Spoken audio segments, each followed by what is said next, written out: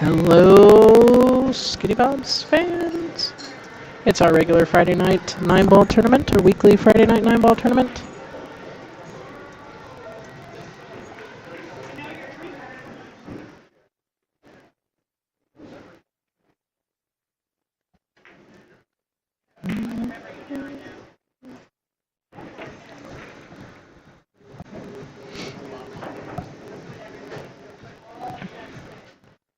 Our weekly 9-ball tournament starts at 7:30.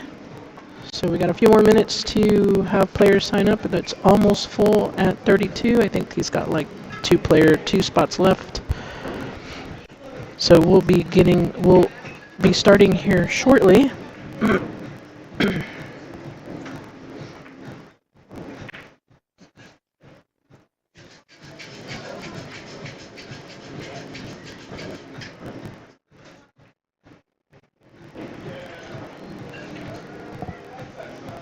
Test. Testing 1, 2, 3, testing. That's pretty loud.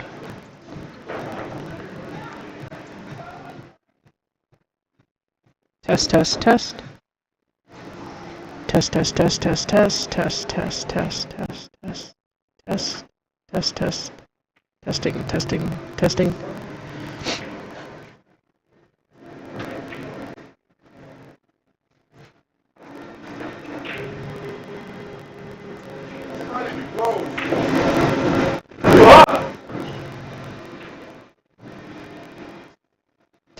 Test. Okay, this last call for interest in the tournament. Last call for interest in the tournament. Y'all play all record. Let's see.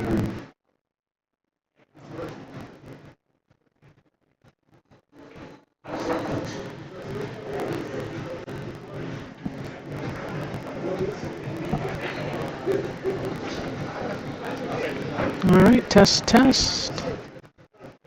Table 1. Table 2.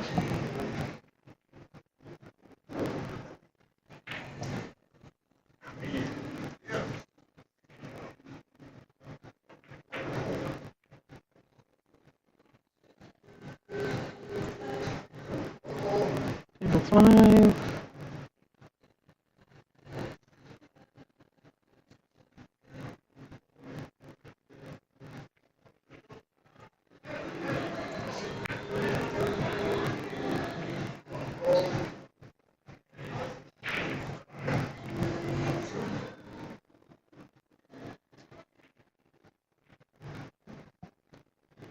All right.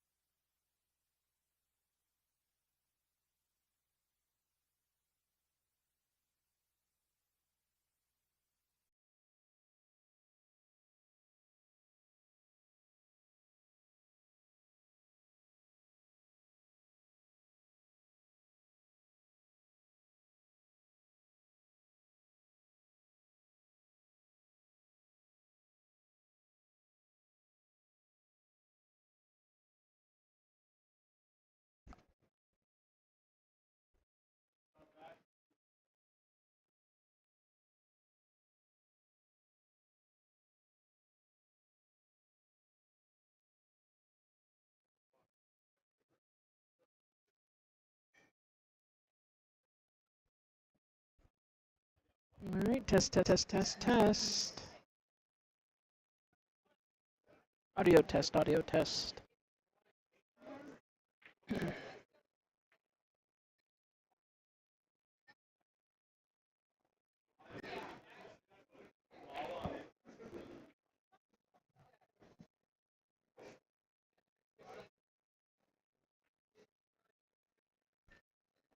All right, looks like Ray is in the process of doing the draw right now.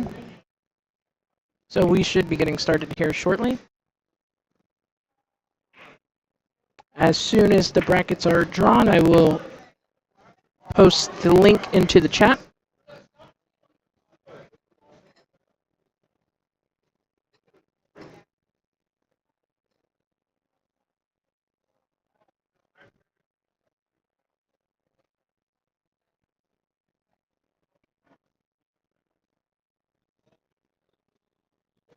All right, favorite players, it's that time.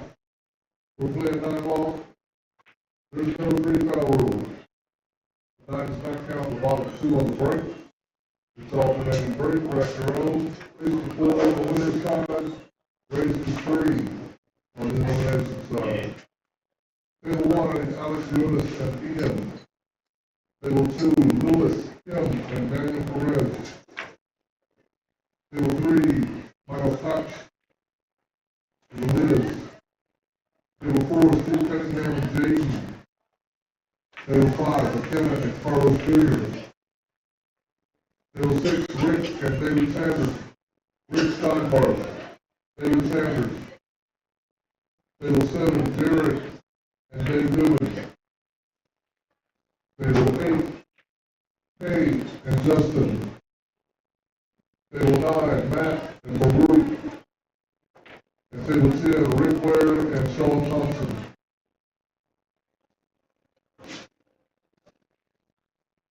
GW, Lupe, Noah, Rodney, and Holly. You're all either waiting on our table or you gotta buy.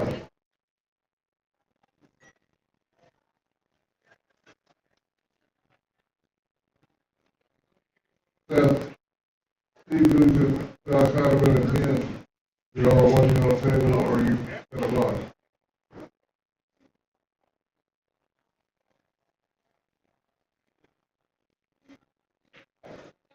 If you paid an entry fee and didn't hear your name, come see me immediately.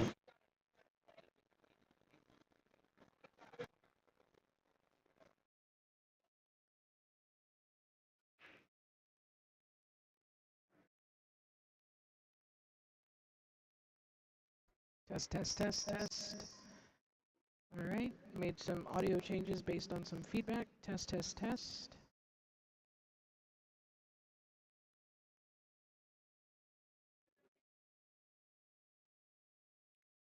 All right. Up first, we have Alex Younes and Ian Johnson here on table 1.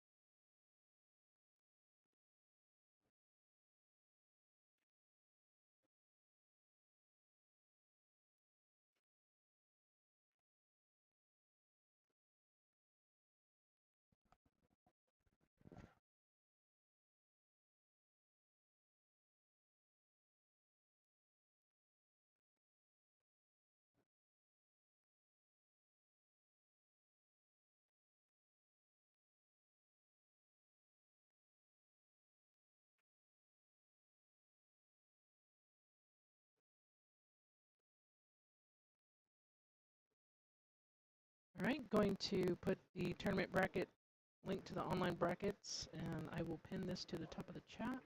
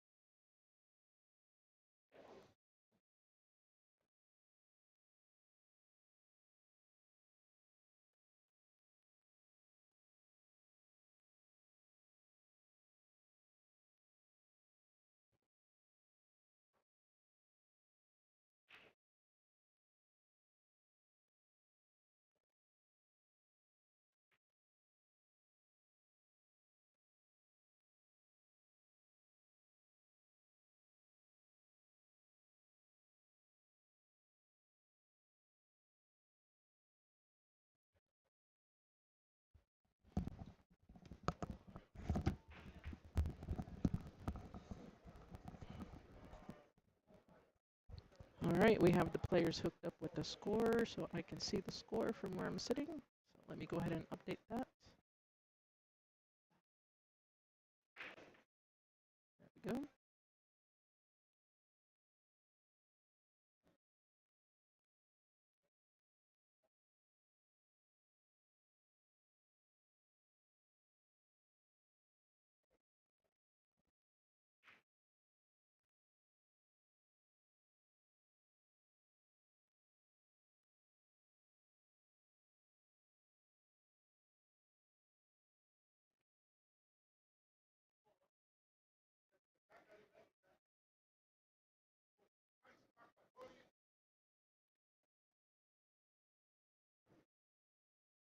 right, Ian had a nice little bank there, but unfortunately knocked that 9 ball into his way for the 2 ball. It looks like he can barely clip that 2 ball. So I believe it forces him to play safe here. I'm not sure if he can really back cut that 2 ball into the side. I mean, let's see what he does. And that's what he went for. Wow.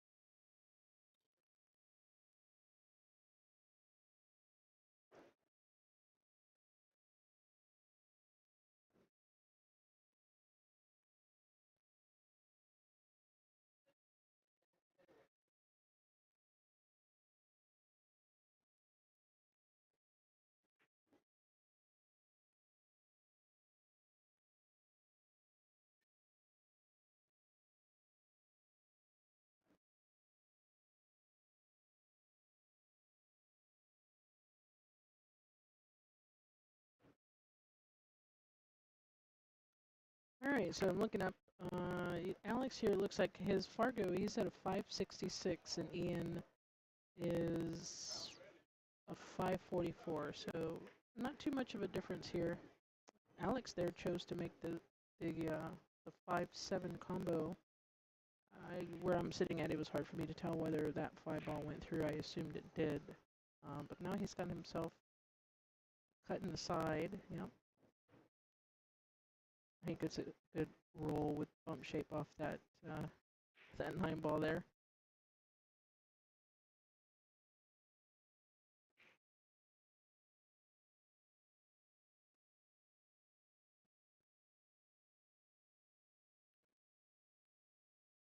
All right, he chose to shoot that with a little bit more force there, that cue ball, so he could shoot that 8 in the corner and shoot the 9 back here in the corner, bottom left corner.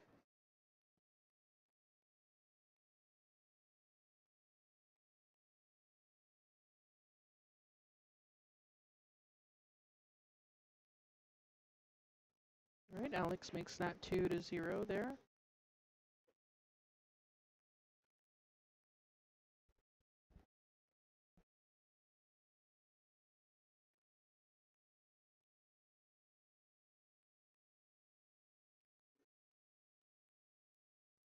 All right, for those of you joining us on YouTube, we are on a mission to get 1,000 subscribers. 1,000 subscribers. Every week we are improving quite a bit. If you have not subscribed to our channel, it doesn't cost you anything. You just go search for Skinny Bobs and hit that subscribe button. And if you want to turn on notifications while you're there, that'd be great. This way you'll be notified anytime that we go live. We've got a lot planned coming up here in the near future. We're going to be doing our weekly Friday and Saturday tournaments, our break contests, our weekend tournaments. Any big tournament, major tournament that we got coming up, we will be here on YouTube.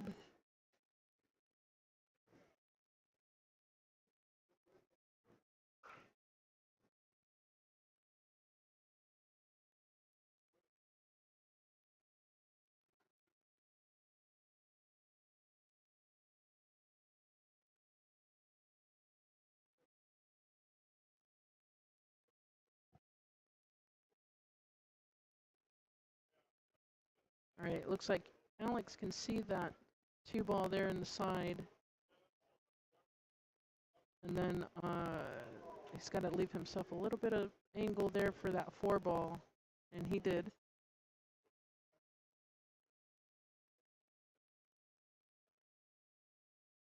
And just punch this cue ball a little bit for the 5.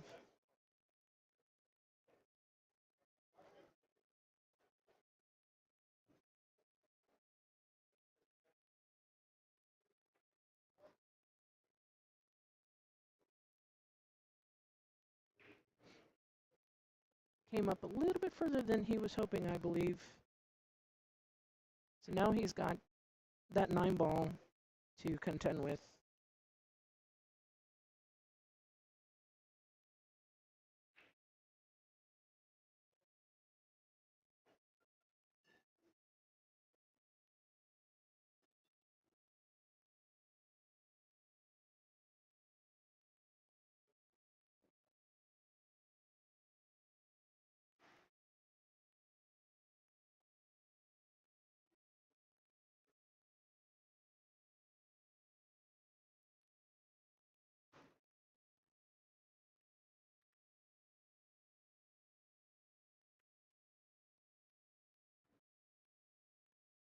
What a great shot there. He manages to get in between that 9 and the 8 ball and comes out far enough to be able to make that 6 ball.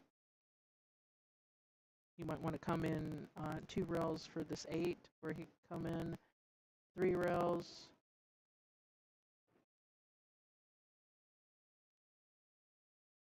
Great shot there. It's pretty much tic-tac-toe from here on out.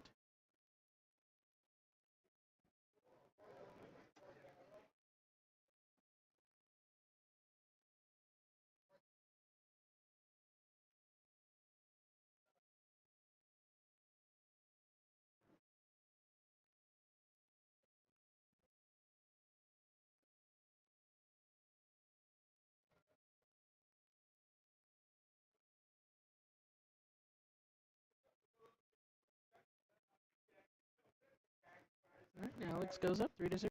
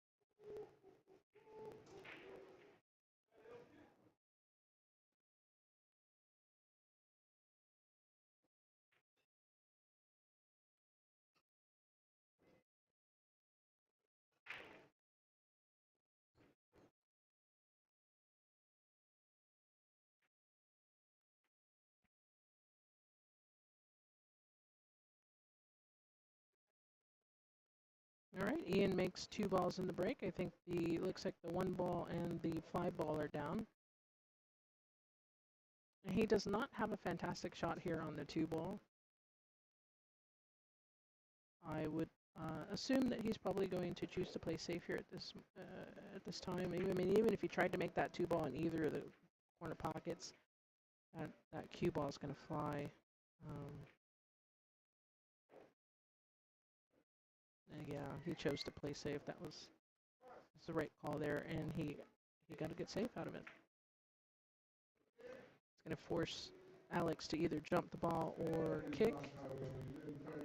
Alex grabs his jump cue. Let's see what we get here.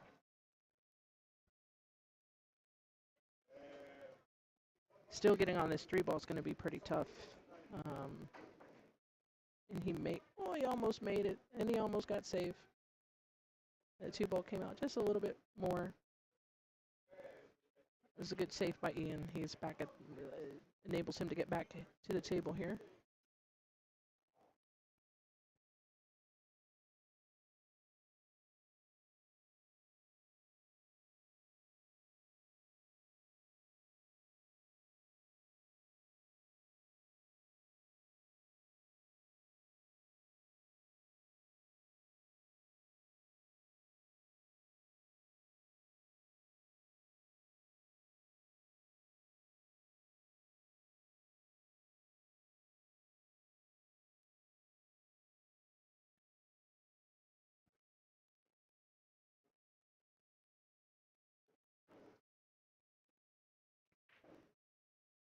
Oh, what?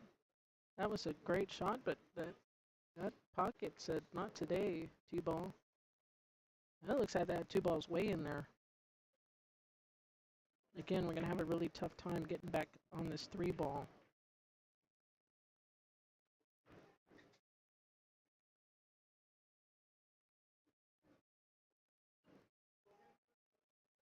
It looks like he's going to either play safe. Oh, he went for the back bank.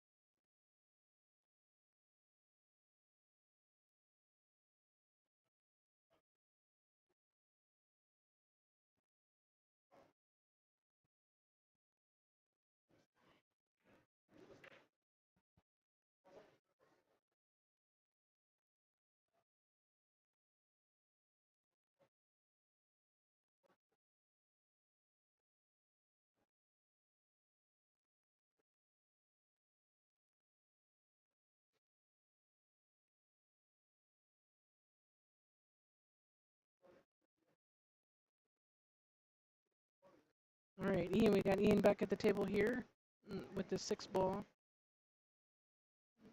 Should just have natural shape here to come back for the seven if he doesn't hit it too hard.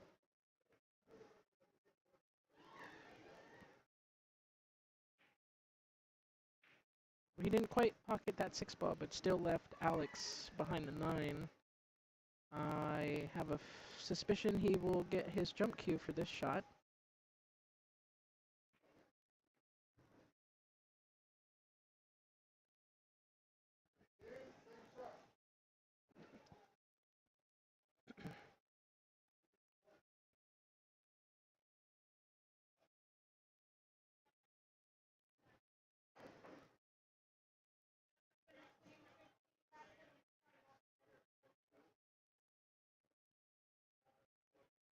All right, that was a nice jump there by Alex.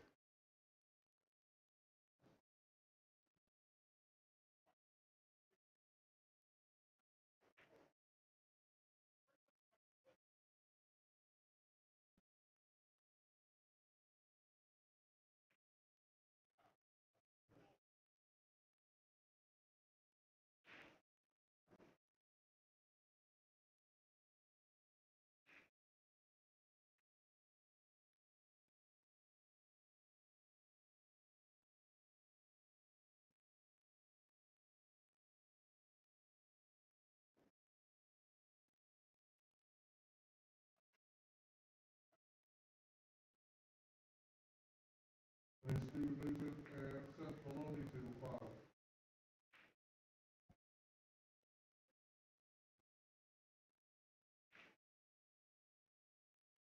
All right, Ian's going to try and come two rails here for this nine ball.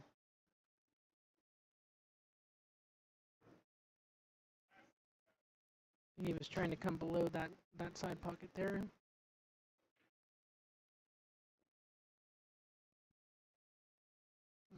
He concedes the match.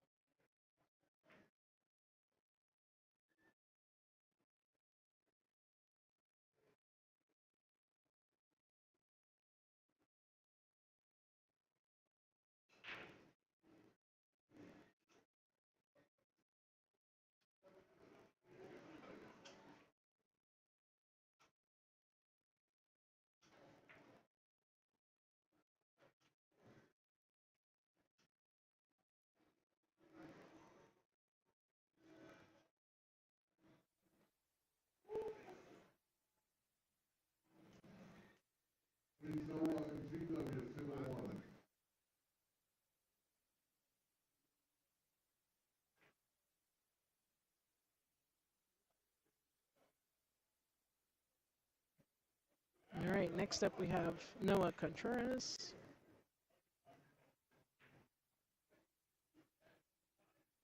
And Gerald Wilkins, who is also known by GW.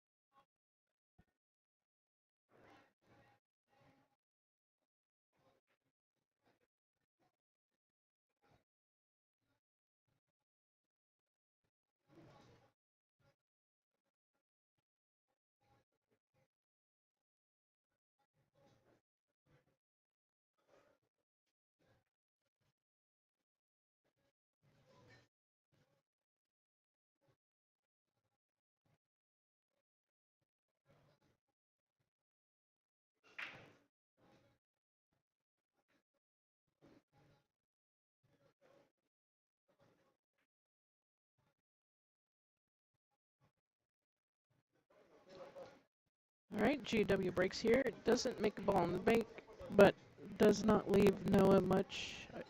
You can barely see this one ball. Did he really try to kick that in? I think he might have tried. GW can see the one ball past the 7. But he doesn't have too much of an angle. Maybe just enough angle to get that cue ball back down table here for the 2 ball.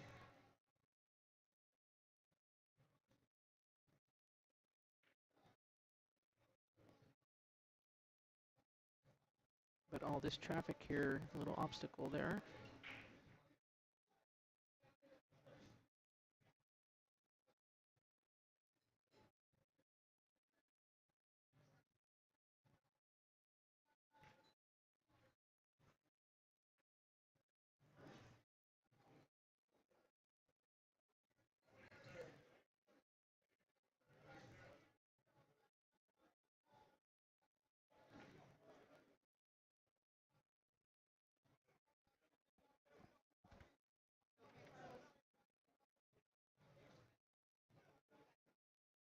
All right, he's got a slight cut here on the 3 ball, and he's definitely, depending on, it looks like he's going to try to get past that 9 ball. Yep.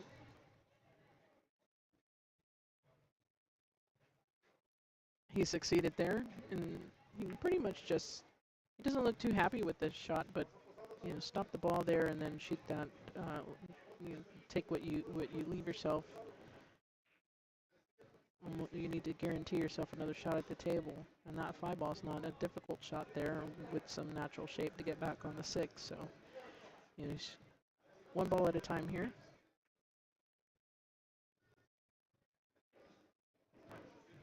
Yep, just like that.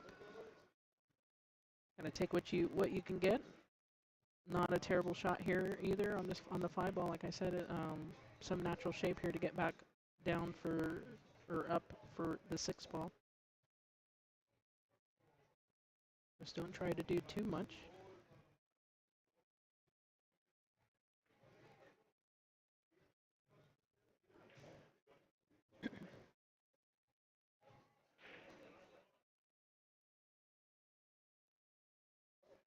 All right, he had to get back up because the spectator just walked right in front of his line of sight. So that's what you're supposed to do when something catches you off guard. Get reset, go back into your pre-shot routine again. There you go. See it, natural shape. Go around. Shape for the 6. He hit it just a tiny bit too hard. GW hasn't been here for a little while, so he's probably still trying to get accustomed to the speed of the tables.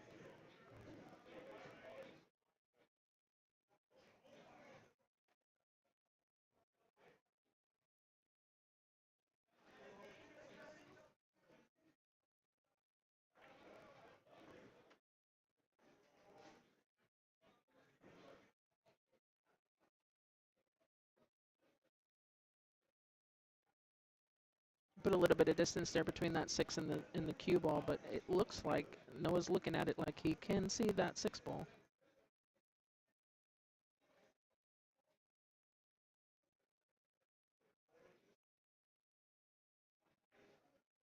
Oh, he overcut that.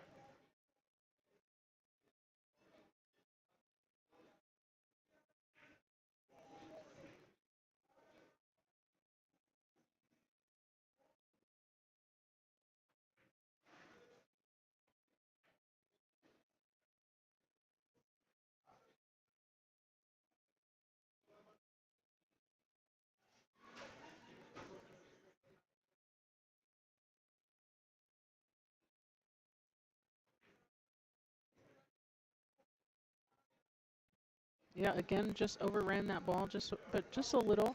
And like I said, he hasn't been here for a while, so he's just trying to get his bearings here with the speed of the table. Plus, being on the stream table probably is adding a little bit to the nerves there.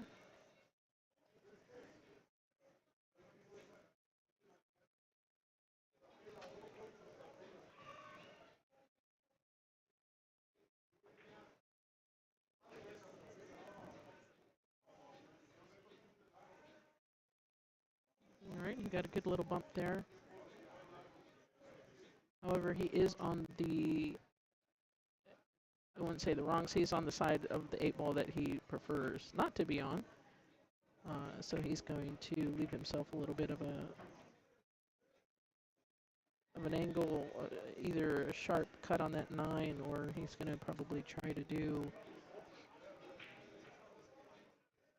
punch it over. You just got to make sure you make that 8 ball. At this point, you want to concentrate on making that 8. Yeah.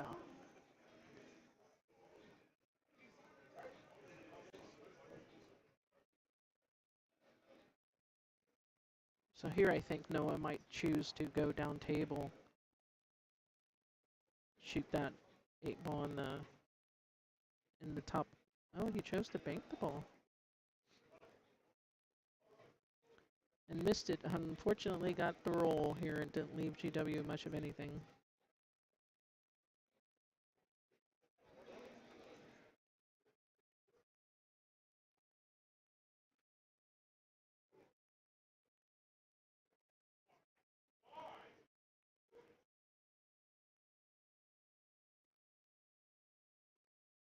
So he's looking at both kicks here. We'll see if he's going to kick it this way or come this way.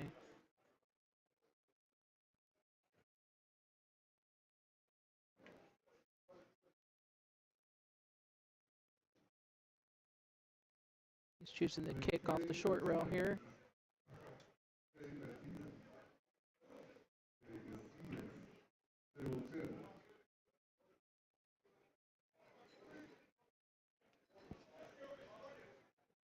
So this is not an easy shot if you look at this here. You know, that 8 ball is, he's going to either have to really massively cut that 8 ball in or play safe here. I mean, he might be able to bank it down in that top right corner. Yep, he decided to cut that 8 ball in and 4 rail shape for the 9. That was not easy, folks.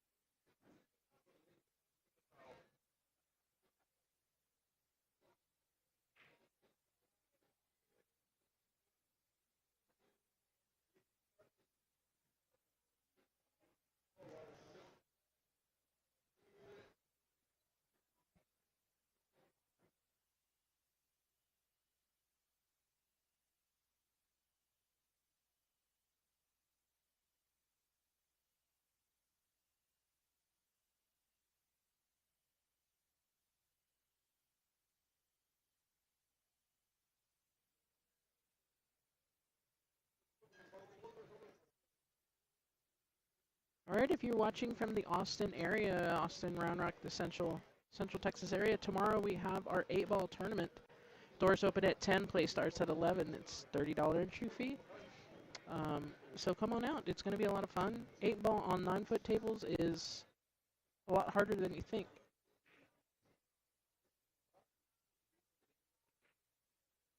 But always a lot of fun. We don't ever get to play 8-ball too often here. So whenever I have time to have a tournament, that's what we like to do.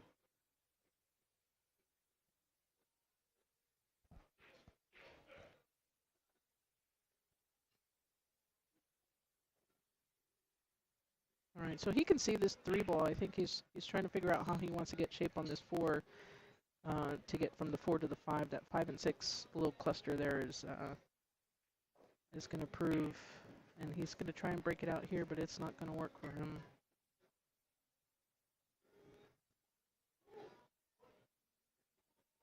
It's a little bit of a dangerous shot there.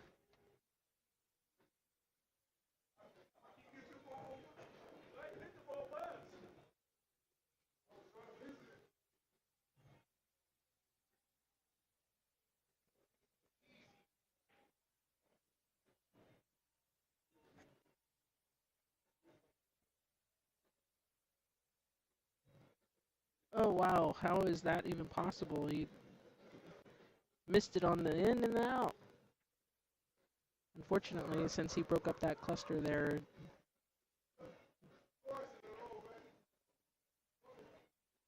Oh, it looked like Noah's going to shoot it from here. I didn't think he got... I didn't think he hit that ball.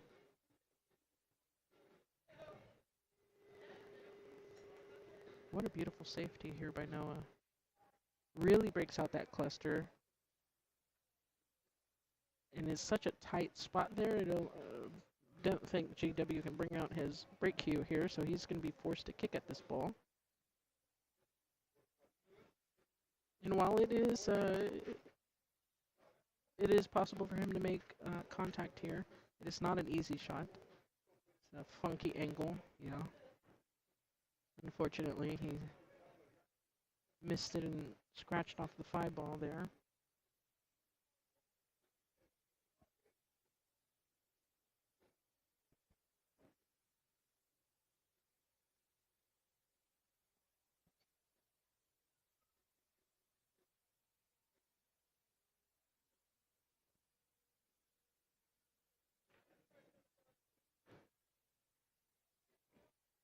Noah was hoping to draw that back just a tiny bit more so he can get on the other side of that 5-ball for natural shape on that 6 there. So now he's going to have to do some fancy footwork, which he didn't quite get there. Now he ends up hooking himself.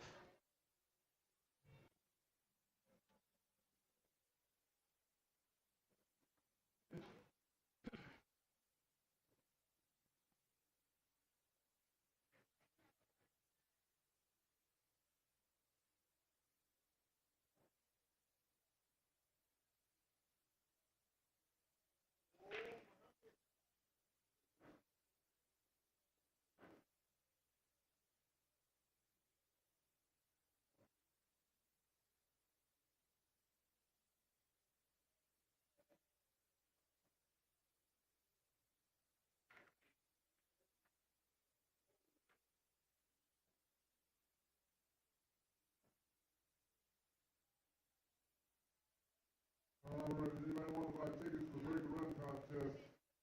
Break run contest currently around $12,200. If you want to buy tickets, the 1 for 5 or 5 for 20. Let's see.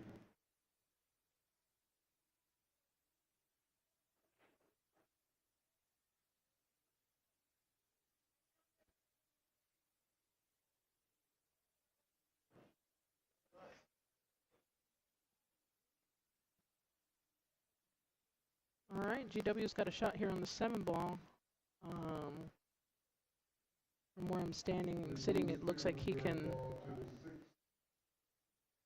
punch this over right, and just for that. But now he's a little bit straighter than he would like here. This one's he's gonna have to force. He's gonna have to force this 8 ball to get his cue ball, either draw it back or follow, and he's gonna draw this ball here. But again, you gotta just make sure you just make that 8 ball so you can stay at the table. You gotta concentrate on making that 8. Has such a tough shot trying to force that cue ball at that angle. Sometimes you almost just want to just make the 8 and leave yourself where you leave yourself, so that way you're still at the table.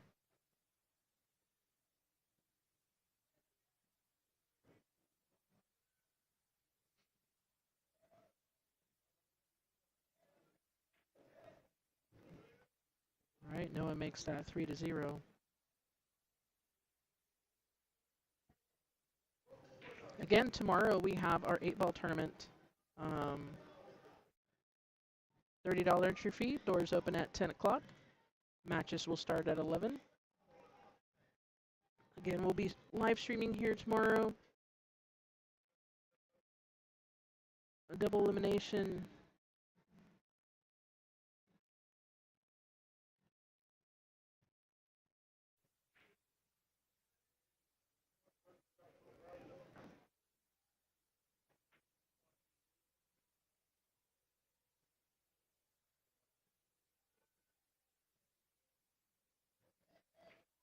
All right, so they forgot to update the score on their end, and once Noah realized it was 3-0, he made sure GW was breaking because it's his break. We do alternate break here. It's a race to 4 on the winners, a race to 3 on the win-loss side.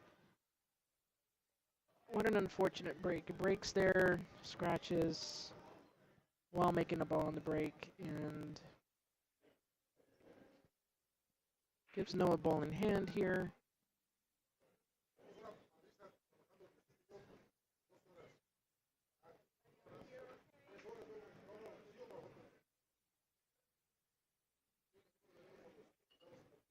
This 7-9 cluster here is going to be a little on the difficult side. He's going to have to either try to break it out here early or make sure he gets on the correct side of the 7-ball to shoot it in the side.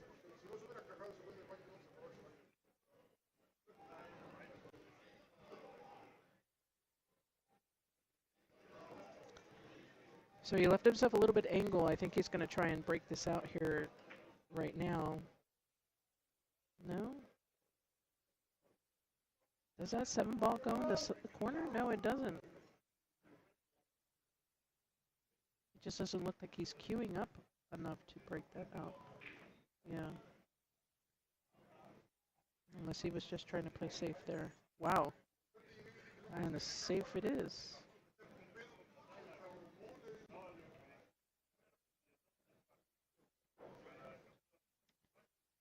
I think they've decided here that it'll be pretty much obvious, no need to get a ref.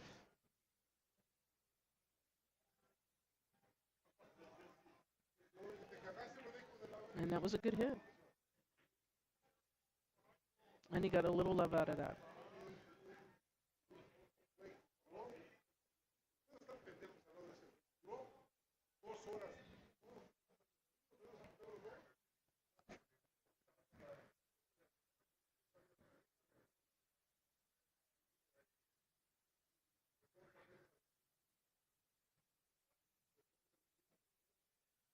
And he's going to try and jump this here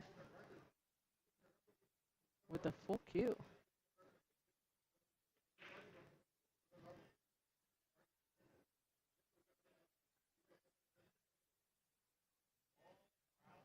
I think he's second guessing himself there. He looks like he's going to try for the kick.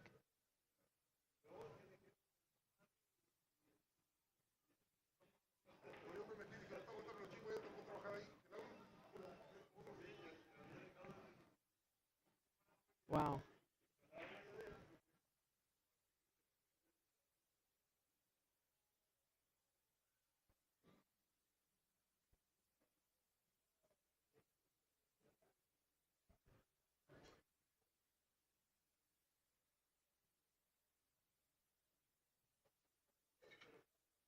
That's another unfortunate roll for GW.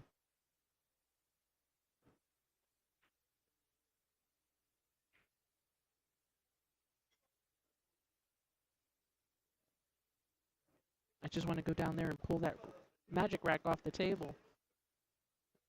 I don't know how people can play with it on the table. Sometimes it's scary. All right, so Noah came a little bit more than what he was hoping to here. Now he's got to come back, come 2 rails side to side.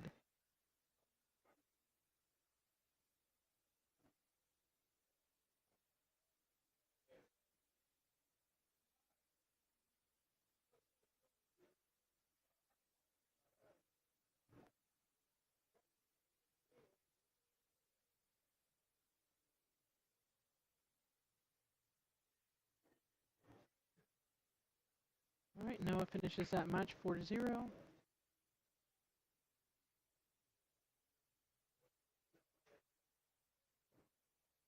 All right, if we've got any ladies out there, coming up here in a couple weeks, we have the Infinity Ladies Tour coming up April 5th and 6th. This is a ladies only event, $2,000 added, $2,000 added, folks. What ladies event in the country can you go to for $2,000 added? There is no skill level cap. This is not a handicap tournament. Here, 9-ball, 9-foot tables here at Skinny Bob's, April 5th and 6th. You don't have to pre-sign up. You just show up that morning. And if you're looking for a hotel room, there are plenty of hotels here next to Skinny Bob's. Some actually within walking distance. So if you want to catch a flight in, get an Uber. Again, this is the Infinity Ladies Tour, April 5th, 6th here at Skinny Bob's.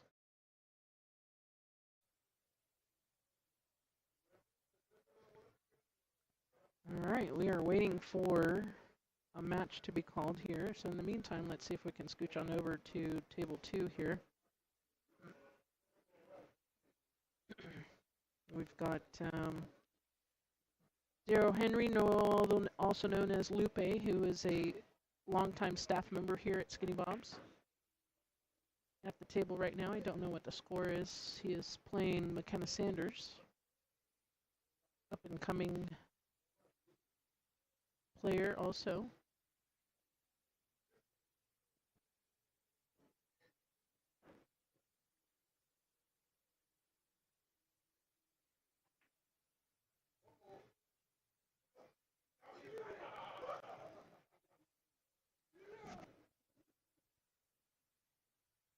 All right, looks like Lupe is up 2-0. And if you're looking for the online brackets, they are pinned to the top of the chat here in the YouTube chat. Let's see who we might potentially have up next here on the stream.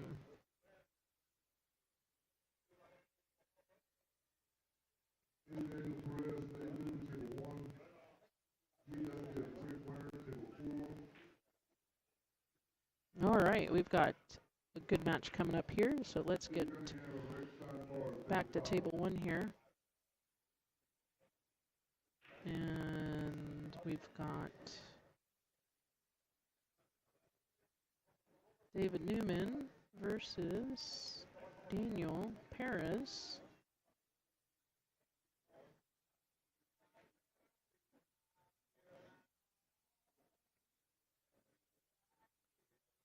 See if I can find their Fargos here really quick before they get started.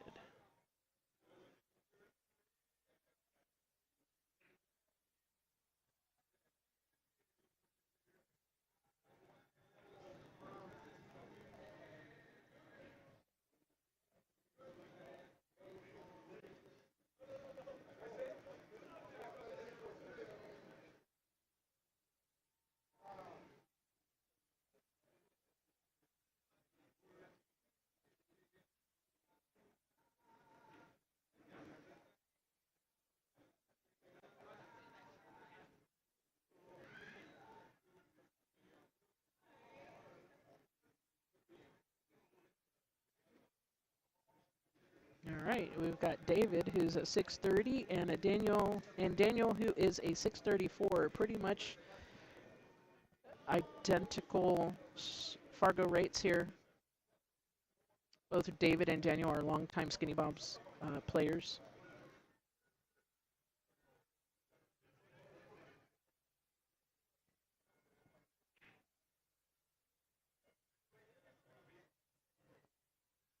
So this should be a great match. We are still on the winner side, folks. So this is a race to 4. Alternate break. Rack your own. 9 ball doesn't count in the bottom 2 racking corner pockets on the break.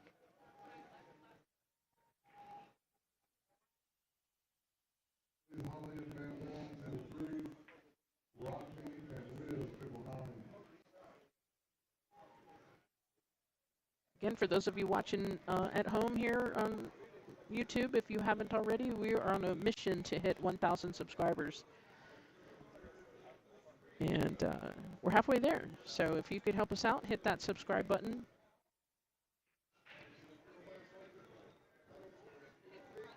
You can even like this particular video, so that way more likes and more shares, you know, just gets us more exposure. It helps us grow. We grow the sport. We put more content out there for you guys.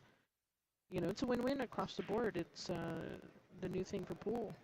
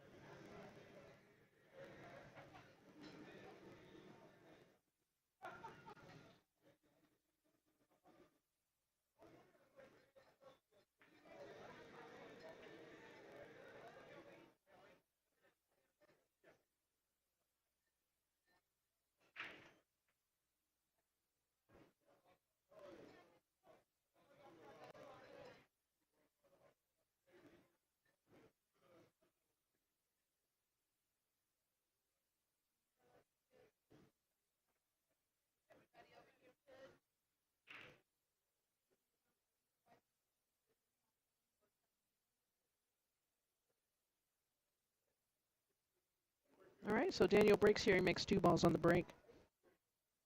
He's got a clear sight to the 2 ball. But at that angle where he's at, that 3 ball is going to prove a little bit difficult to get shape back on.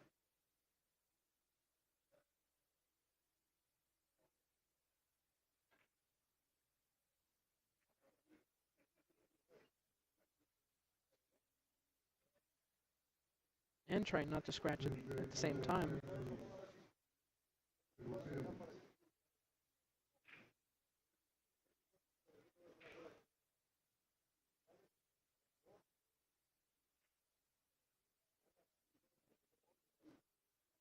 All right, so he did not get there, but he did not leave David a easy shot at all. However, he can see that 2-9 combo. Do you go for it? Is he looking at it? It looks like he's looking at that 2-9 combo. I mean, why not? It's first game of the match. It's early.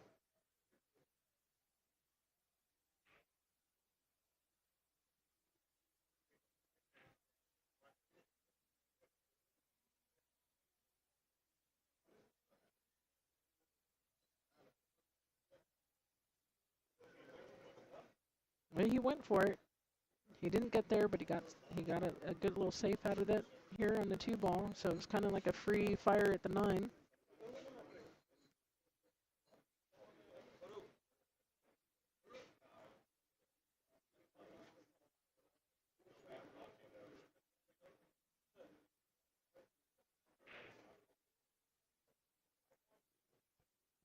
All right, he tried to masse that cue ball around there, missed it, gives David ball in hand.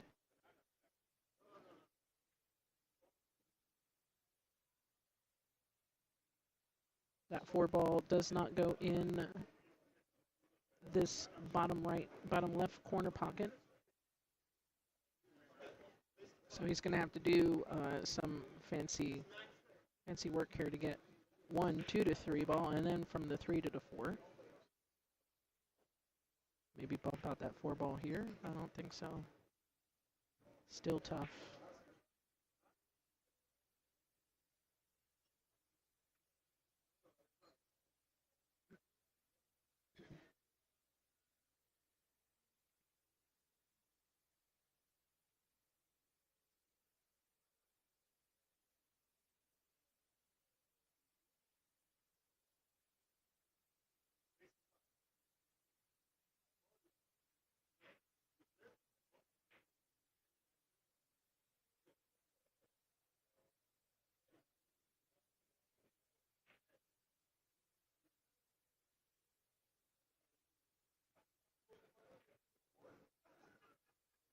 That was a good try.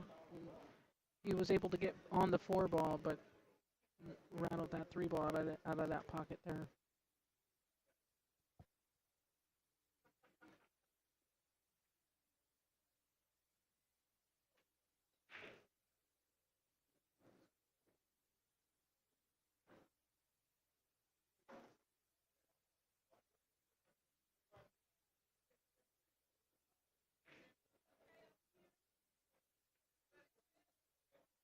And Daniel did the same thing there. Got the same shape. Made the 3-ball. Great shape on the 4. Now it's pretty much tic-tac-toe here. He's going to want to just float up just a tiny bit so he's on the correct side of the 5-ball to come back down for that 6.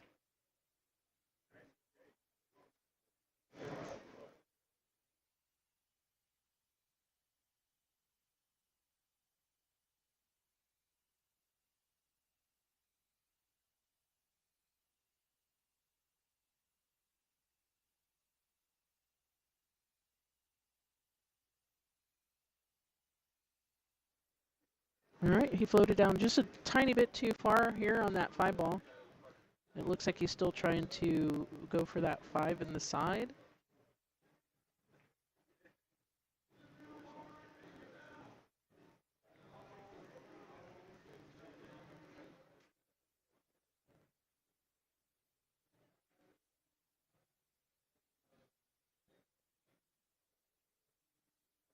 And he did. Still pretty good angle there on the 6-ball. Natural shape. So I think he's got a couple options here. He can make that 6-ball and come back down this way for the 8-ball. Or he can come back. My pencil was crazy. But you get the idea. Oh, I was not expecting that. I think he overcut that ball. He didn't hit it where he wanted to. Left David a tough shot here.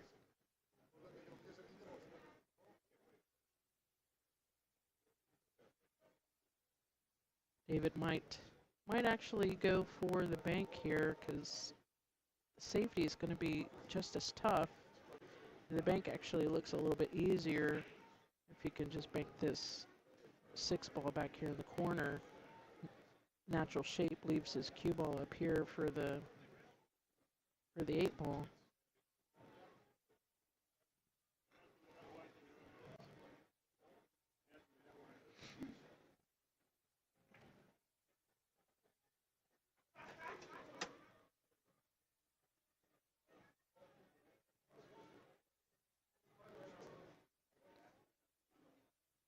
That was very interesting.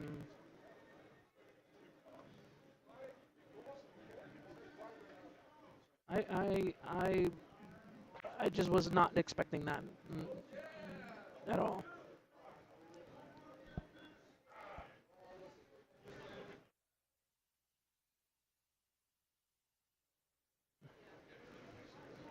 Yeah, I was not expecting that at all.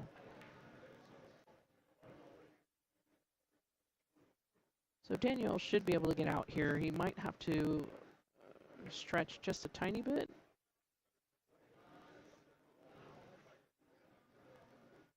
Yeah, he doesn't like it. He's gonna winced his face there. But you just make the ball here. Just concentrate on making the ball and taking what you leave yourself, which this is just fine for him.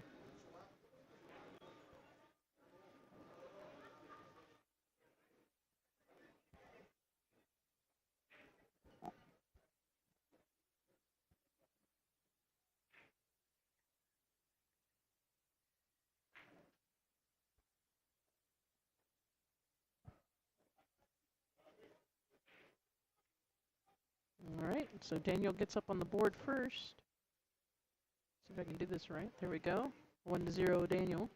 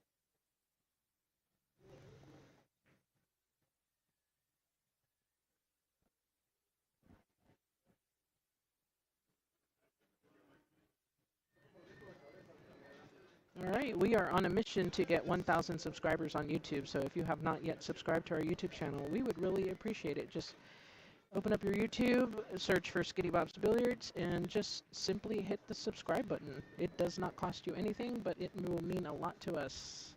Once we hit 1,000 subscribers, that's when YouTube starts to unlock all these extra features for us, and that will allow us to bring you more content.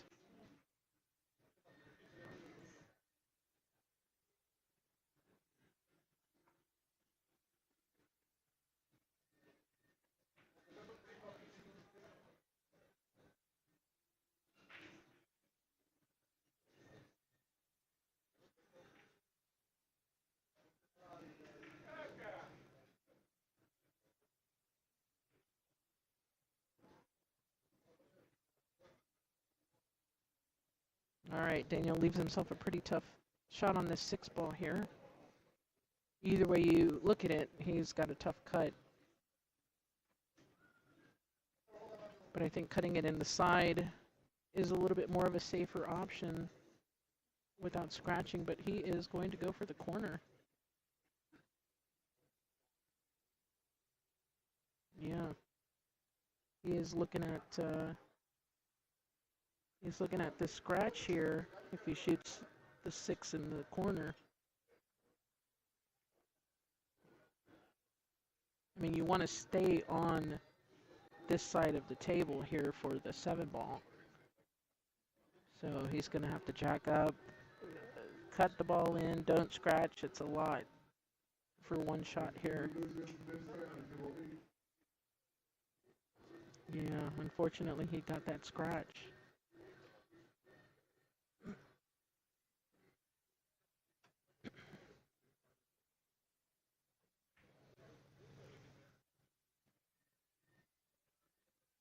So Newman, David, should be out from here. It's a very routine out for David.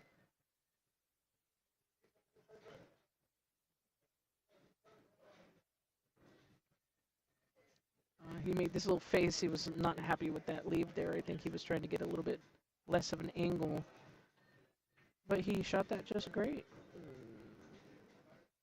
Straight in on this 9.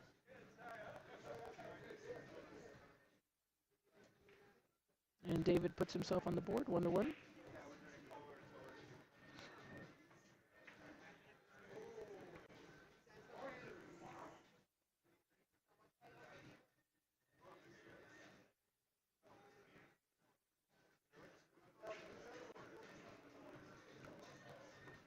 Let's just cut on over to another look here.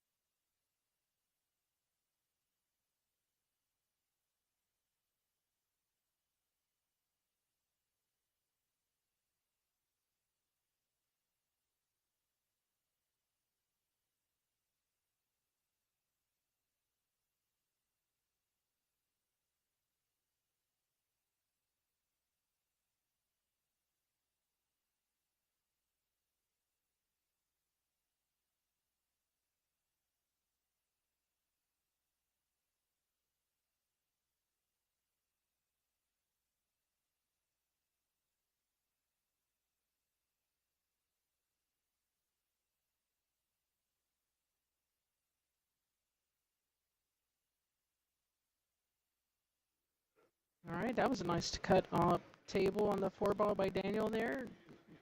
Gets himself great shape here on the 5.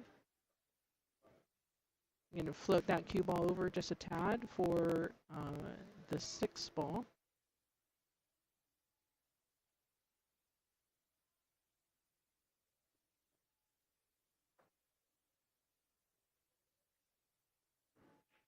All right, I don't think he wanted to get on that side, but it worked out either way. Now he can just punch that cue ball just right off the side rail out a little bit for that 7 ball.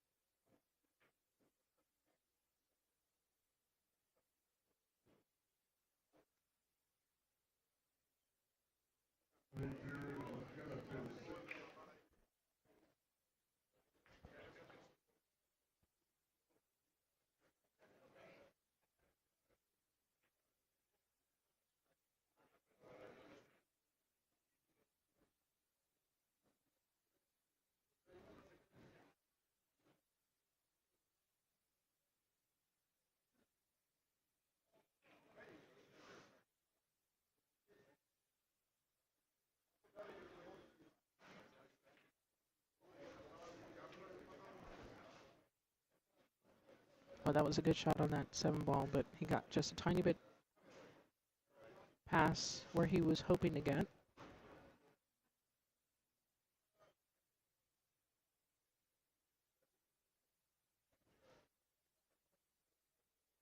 He can choose to bank this 9 ball, but it looks like he's going to try and cut this 9 ball in.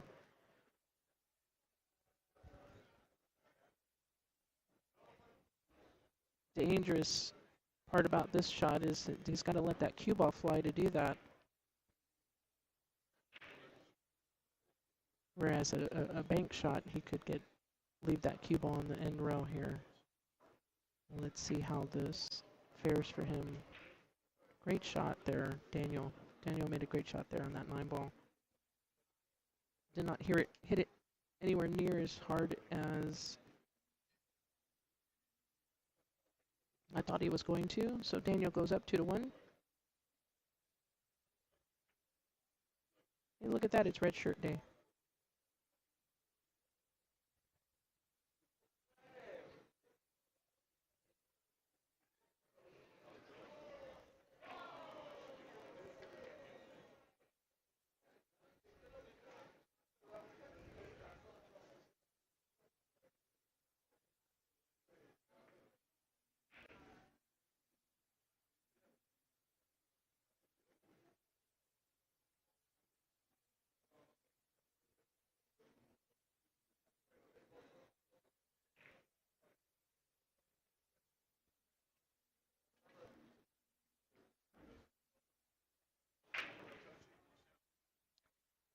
Unfortunately, cue ball went flying off the table on that break there.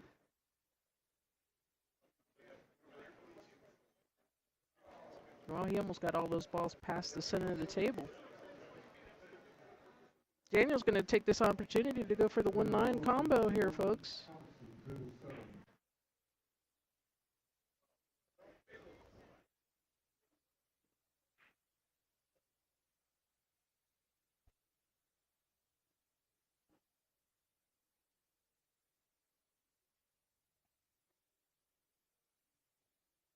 Is he second guessing himself here? Let's see. He needs some chalk. Okay, he went to get his chalk. All right, he's going to line this back up again.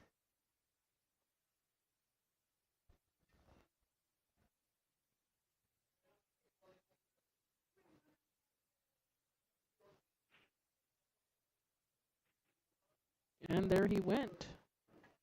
He went for that 1-9 combo. That puts him up 3-1.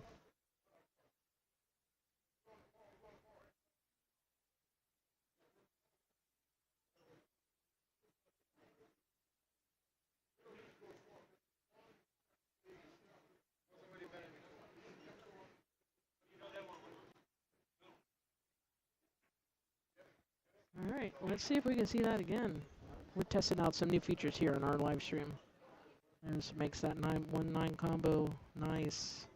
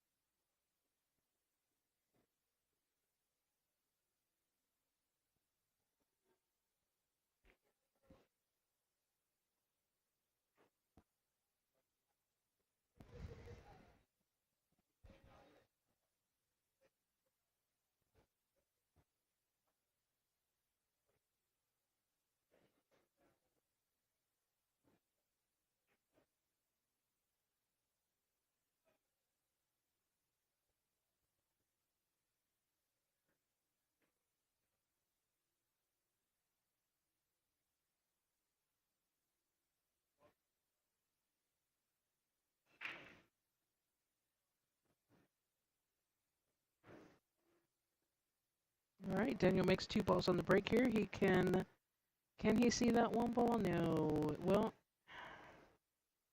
it looks like he can see it, but he might not be able to see enough to actually make the one. Players, the last 3 is 4-1-8. Yeah, 4-1-8 come up front.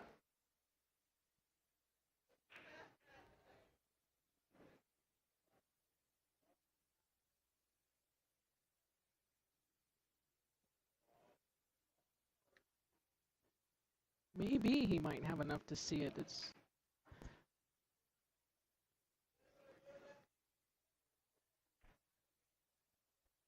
feel like putting my fingers on the screen here so I can pinch it to zoom in.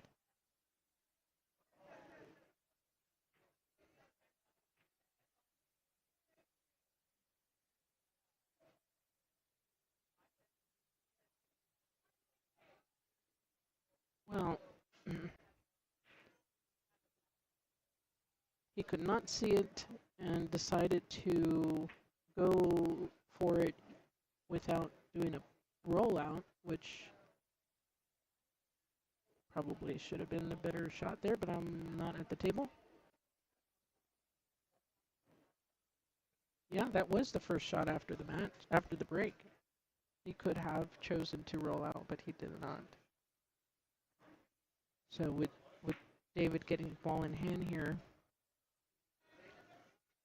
and this is, fairly routine run out here for David Newman, his caliber. What a great shot there. Perfect shape on that 4-ball. Now he's just got to make sure that he comes up far enough past the 9-ball.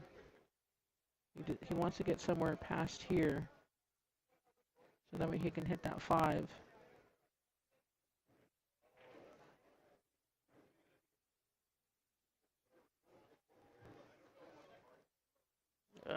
Unfortunately, he leaves himself a little bit of a jack up shot here on that 5-ball, but it's okay. That 5-ball's sitting in the pocket.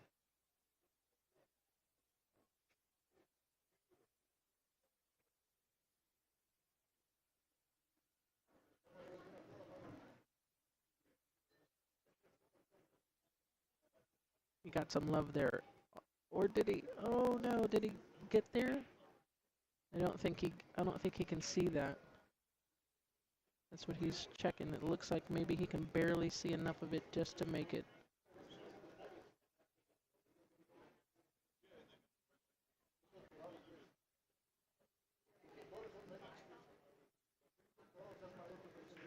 Yep. David there just decided to make the ball, deal with whatever I leave myself after that.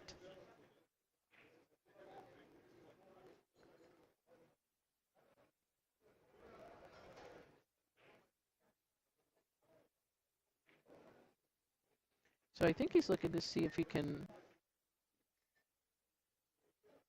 go 2 rails to come back and shoot that 9-ball in the side pocket there.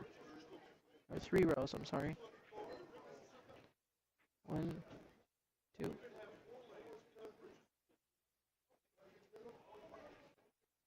That's okay.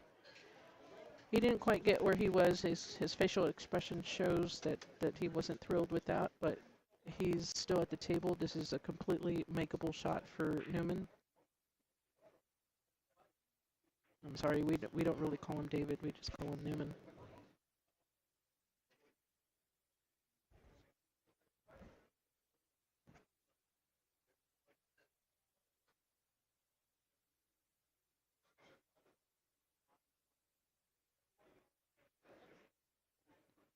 Here, you just got to concentrate on making that 9-ball. There shouldn't be any thought about scratching. Oh.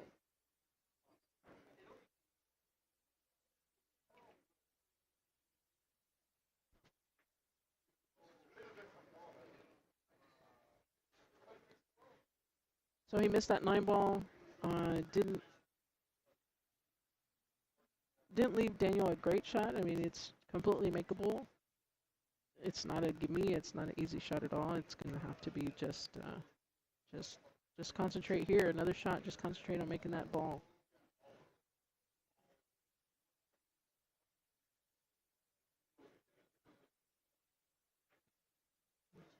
There shouldn't be any scratching opportunity here.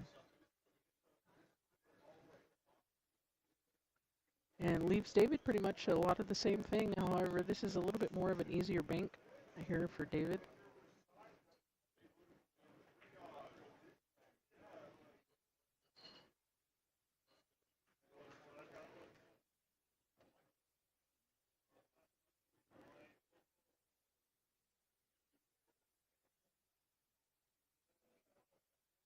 That looks like that's what he's going for is the bank, yeah.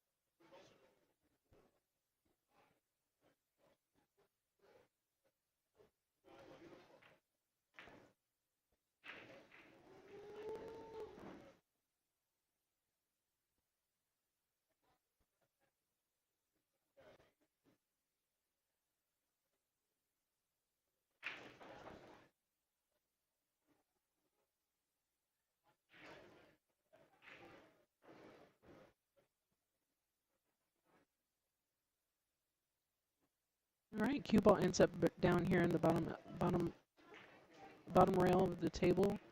You can see the one ball. However, it is a pretty steep cut here.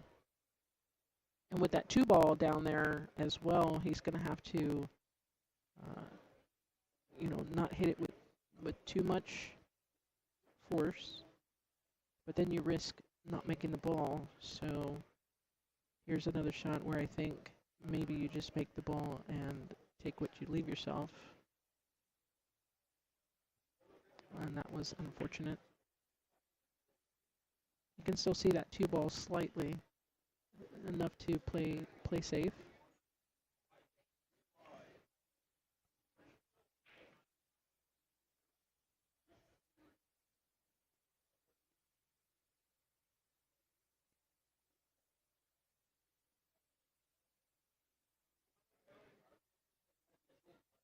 Unless he can see enough of that ball to bank the two ball.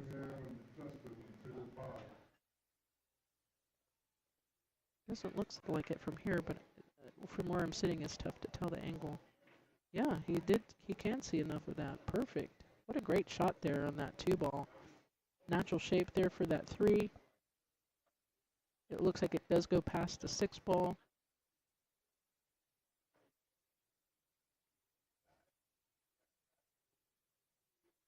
He's going to have to stretch.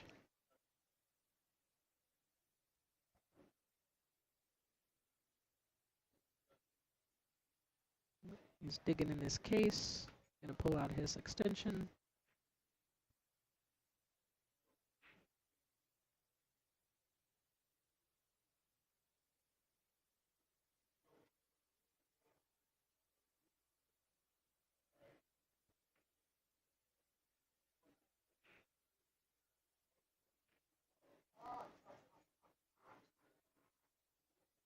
Just past that 9 ball, perfect. He's on the correct side of the 4, so that way he can just draw that ball back here for the 6 ball.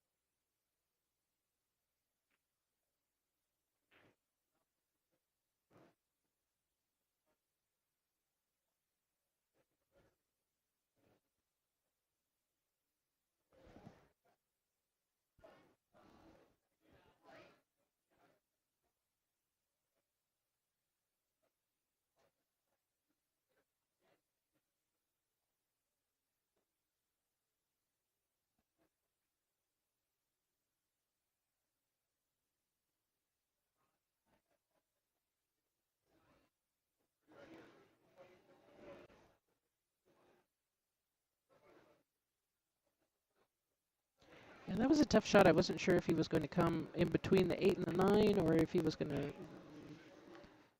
come off the side rail to the left of the 8 ball. But he can see the 7. This is a totally makeable shot for Newman. It looks like he's going to punch the cue ball off the side rail here.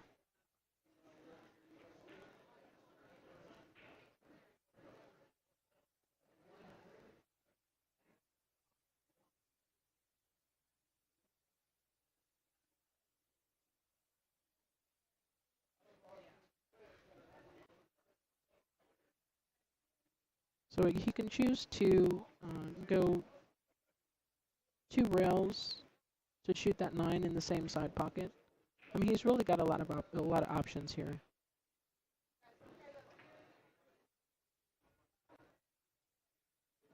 And see, if you don't get far enough, then he can shoot it straight into the corner. Either way, this was with that 9 ball sitting in the center of the table. It's really you know, just concentrate on making that 8 ball. That 9 ball pretty much can go anywhere.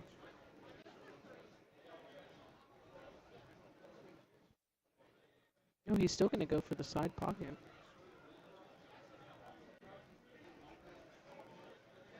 Nice shot. Newman ties it up 3-3.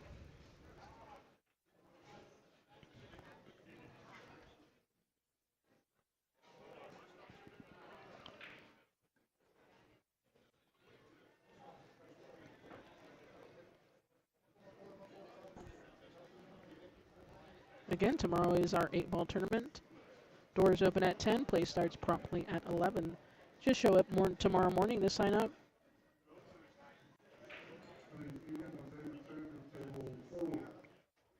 8-ball on 9-foot tables, folks, is not as easy as you think sometimes.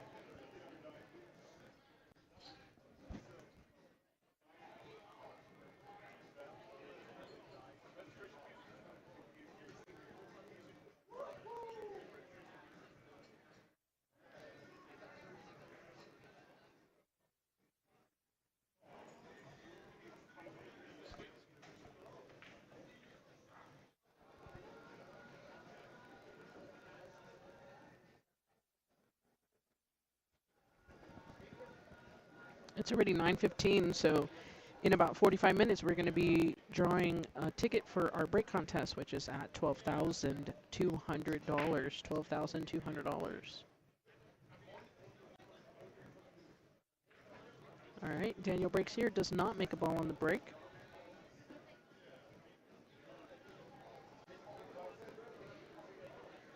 So at $12,200, that is about $813 a ball.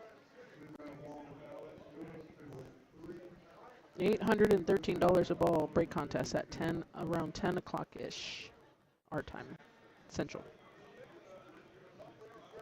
All right, so Daniel broke, didn't make a ball in the break. We're Hill here with David and Daniel.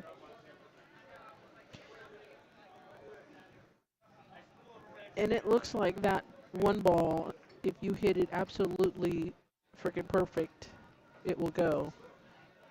But you got to hit it perfect.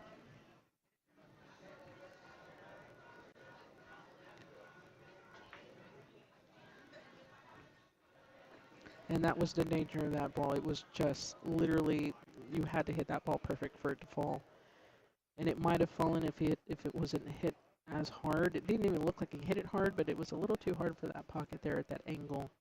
Especially hitting that the corner of the pocket there first. So now Daniel's got to get on this 2 ball, which is not easy.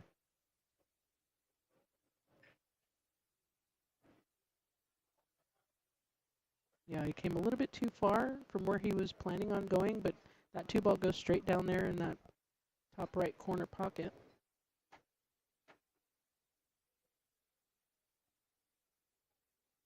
Pretty sure he can see it to get there.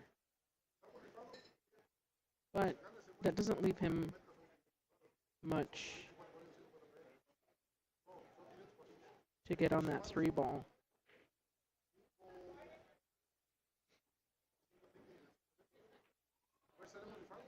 I mean, at the angle that he's at, if he makes that 2 ball there, he can punch over for this 3 ball. But he might get hooked behind the 7. This is a tough one. Let's see what Daniel decides to do here.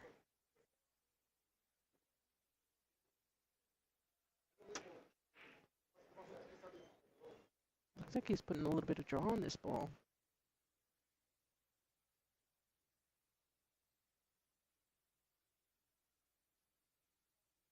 Maybe to cut that 3 in the side, the 3 doesn't bank into the other side pocket. The 3 doesn't come down here in the bottom right corner.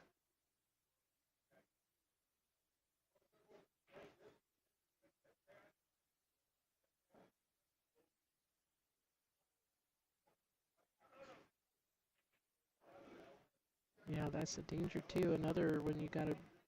Oh no! Look at that! He made the 9 ball. Wow.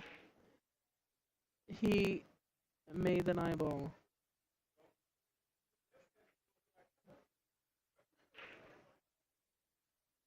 What a shot. I don't know if I can look at that again. Let's see. Let me try.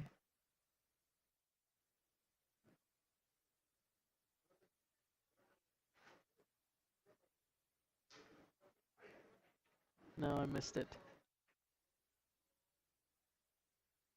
Here we go. Let's see. Well, let's see if we can look at the brackets and see if we can find who is going to be up next.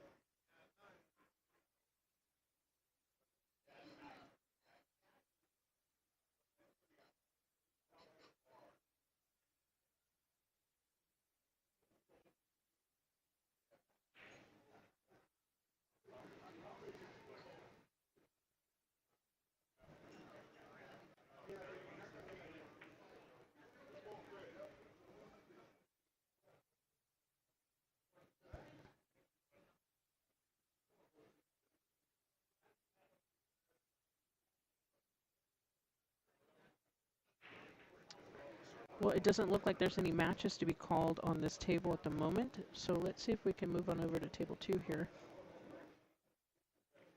where we've got Josh Heidemann here in the red shirt. He's a longtime Skinny Bob's player. He doesn't usually play tournaments, so it's always great to see Josh here playing on a Friday night.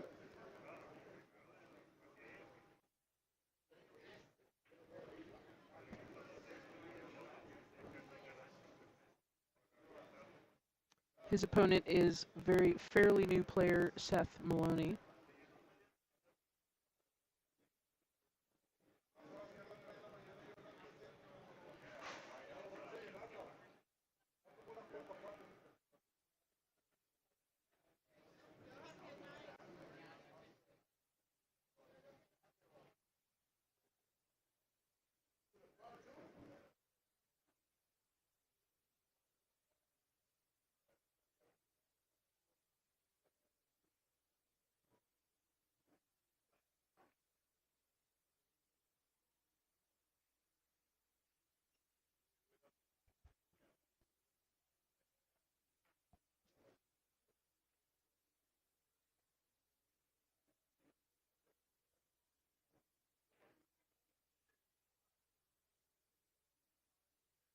Daniel and Rodney, table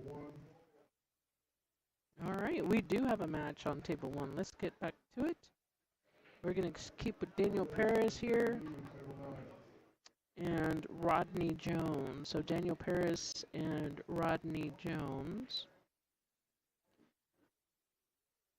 See if I can find out Rodney's Fargo here really quick.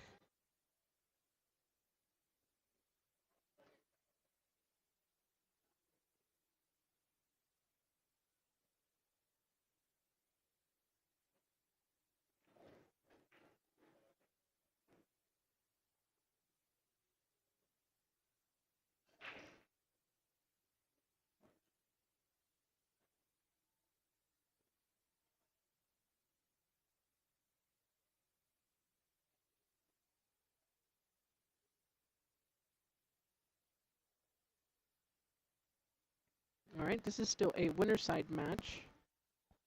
Race to 4 in the winner on the winner side here. Michael Fox.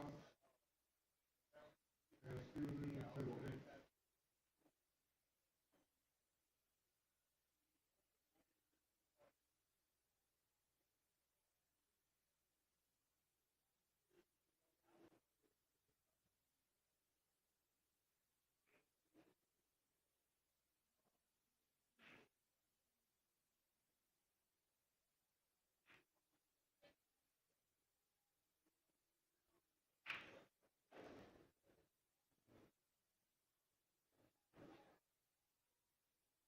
All right, Rodney breaks, makes a couple balls on the break here.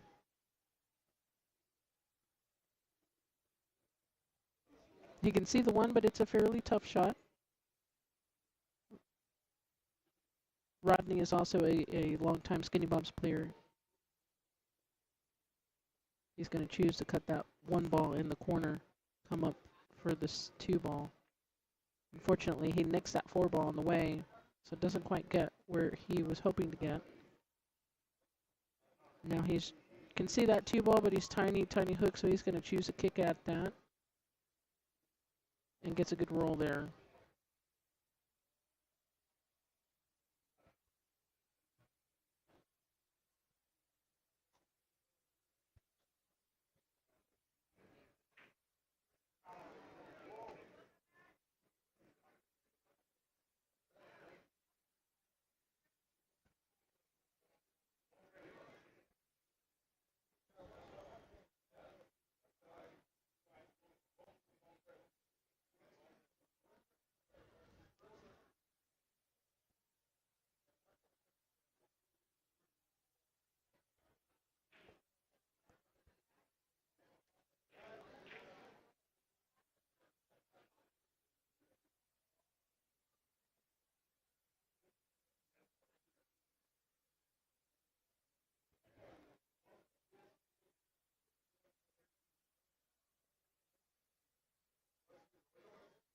It looks like Daniel can see that 2 ball in between the 7 and the 9, folks. I wish I had those eyes. What a shot.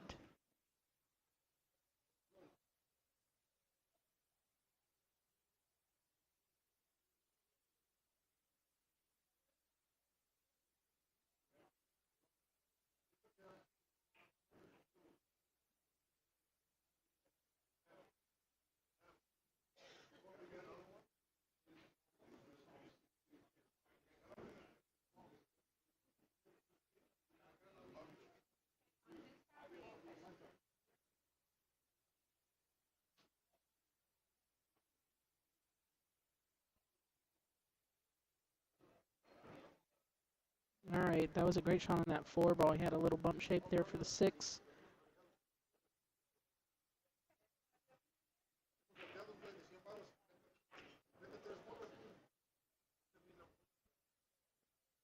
Looks like he's going to choose to come to draw that cue ball off the side rail there for the 7 in the bottom left corner pocket.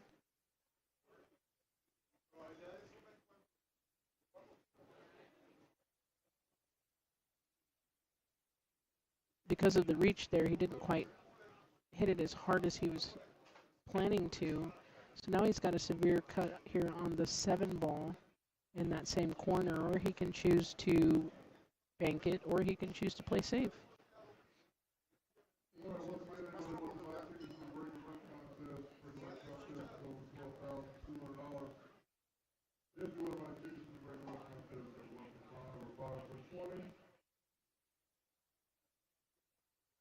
He chose to play safe there. Unfortunately, caught the inside of that side pocket, so I think he was planning on putting that cue ball down by the 8. Rodney here tries to play safe too, but doesn't quite get there. He pretty much just hopped up on that table and swung at it.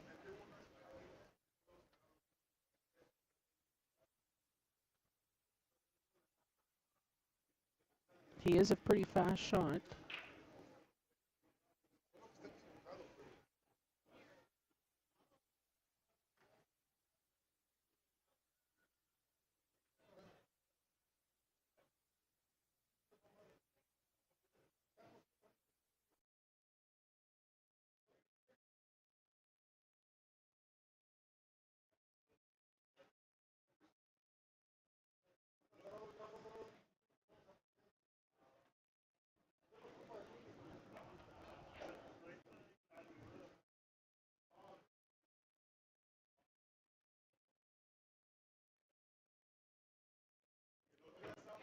Daniel comes with a nice bank there on the 7. You know, with that angle that he was at, I mean, he really didn't have too much of a choice here, and that was another shot where you just, you just plan on making that blown and taking what you leave yourself. This way, you're still at the table. And this shot on the 8 is not an easy shot, but not super difficult for Daniel.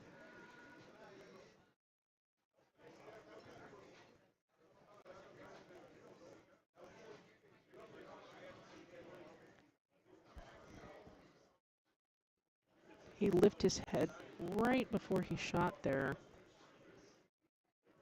I think Rodney's going to shoot this 8-ball in the side pocket here.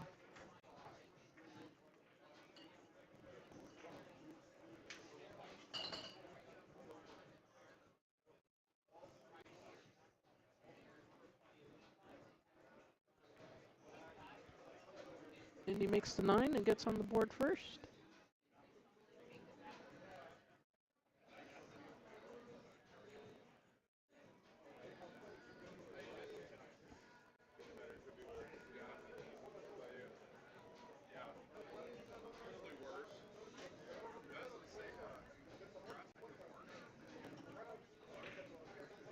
All right, tomorrow morning we have an 8-ball tournament. Doors open at 10.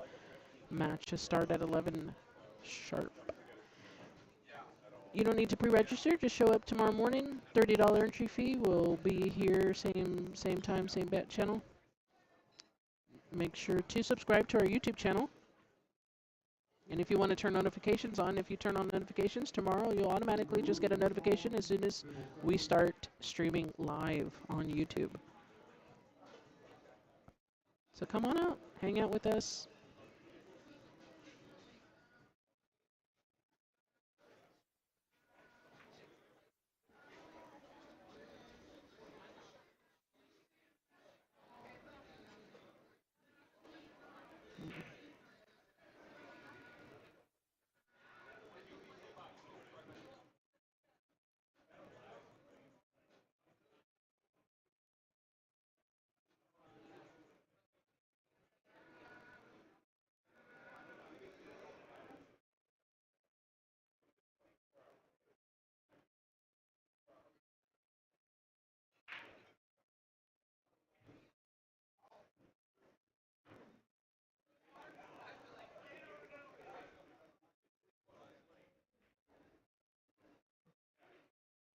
And then another 2-ball break for Daniel.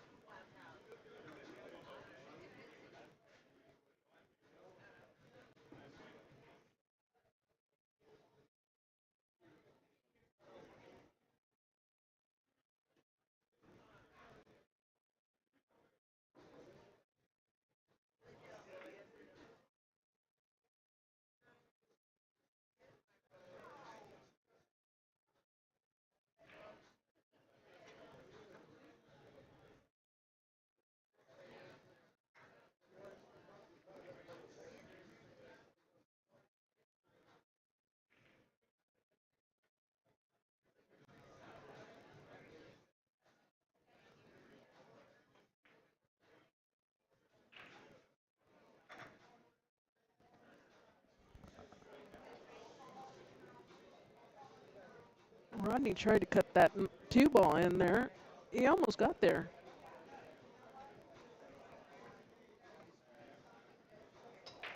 Doesn't really leave Daniel much here.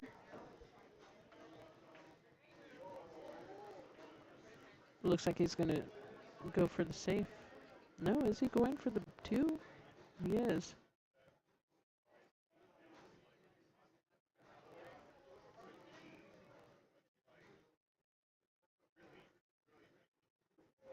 And he got there. And he bumped the 4-ball out. Oh, but didn't leave him that great of a shot here. What a tough roll.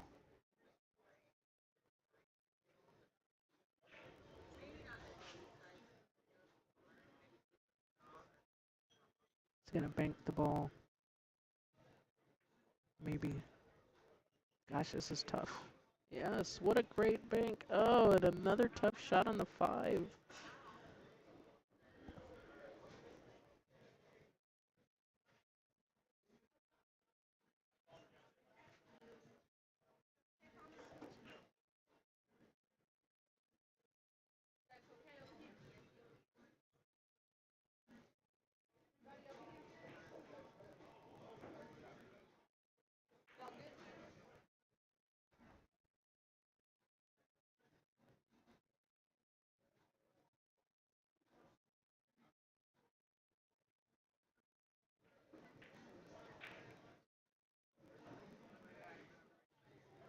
All right, fantastic shot there on the 5 ball. I thought he was hooked, but I guess he was not. And he's not straight in on the 6 ball. He left himself a little bit of an angle.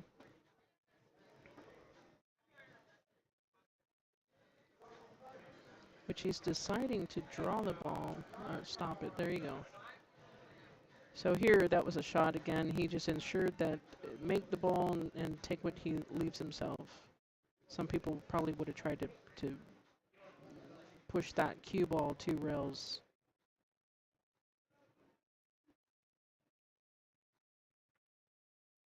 And this is pretty much should be just another stop shot here for Daniel for this 9 ball.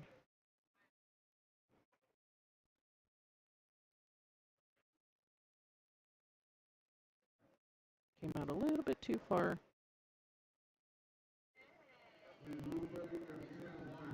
But totally makeable for Daniel.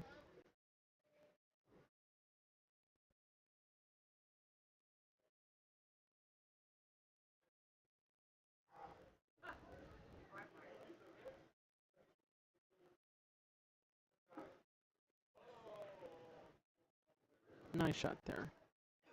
No scratch. Daniel ties that up 1-1.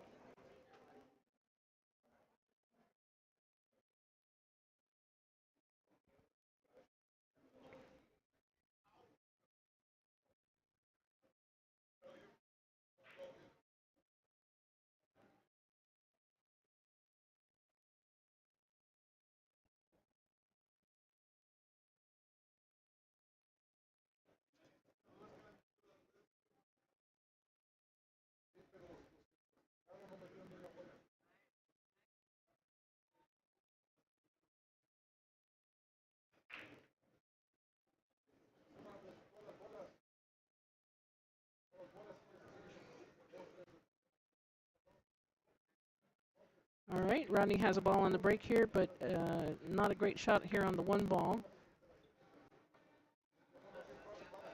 I would believe he was going to probably try to play safe.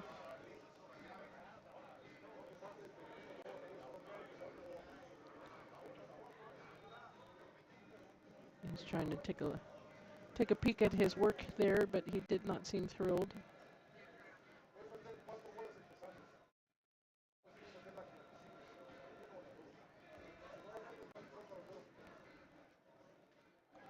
All right, so Daniel's looking at this like he can see that 1 ball.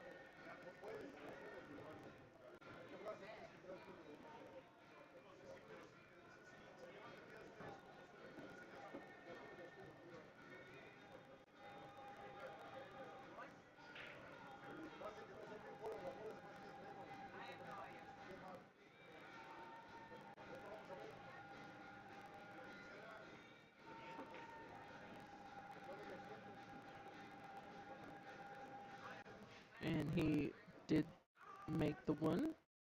And now he's got a pretty nice little cut here on the 2 ball.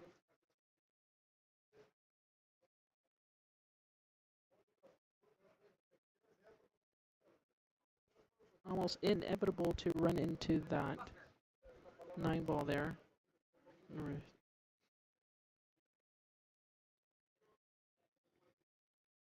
He wants to clip the 9 on the right-hand side. Yep. Oh, but he did not make the 2.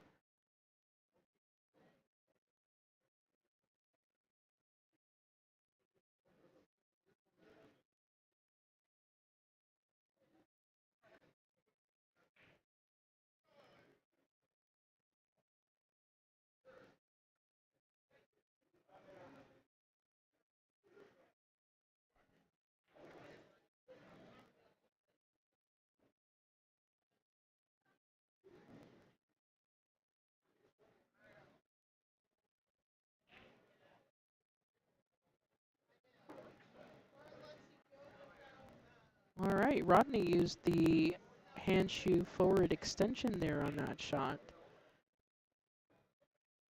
Unfortunately, I looked away for just a split second and missed that he was using it. And plus, he's such a fast player, I didn't catch that part.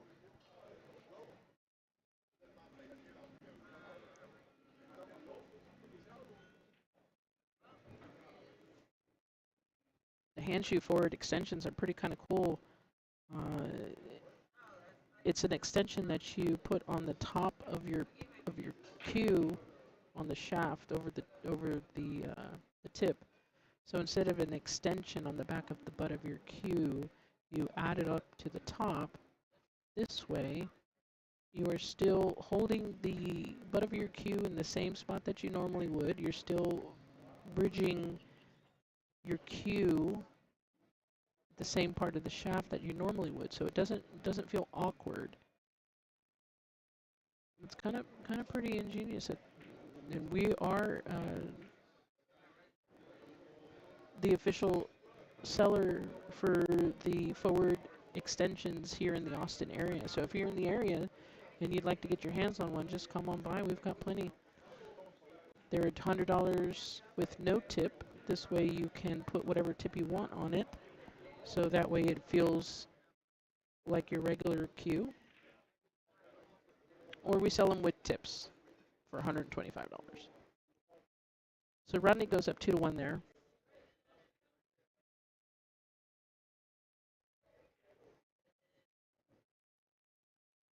And we are about 30 minutes away from the break contest, $12,200.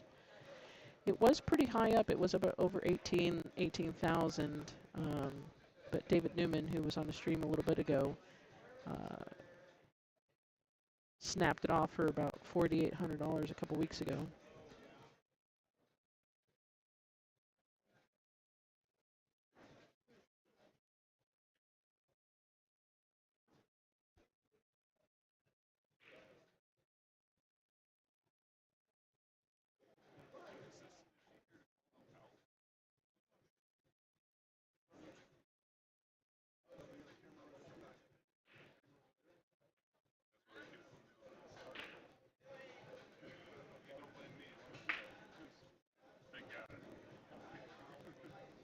All right, that was a nice break by Daniel. He gets that one ball in the side pocket.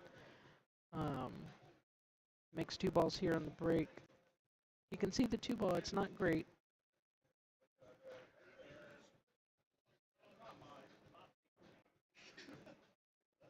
I think that's a 7 ball on the other side of that 3 ball there.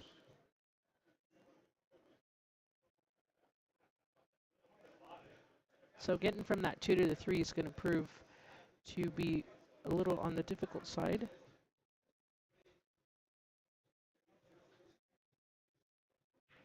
And just noticed he's jacked up over the 6 ball. So I would, if I've had to bet, he's probably going to play safe. Bring this 2 ball here on the down end rail and put the cue ball up at the top end rail. Just like that. And he gets a little help from the 6 ball.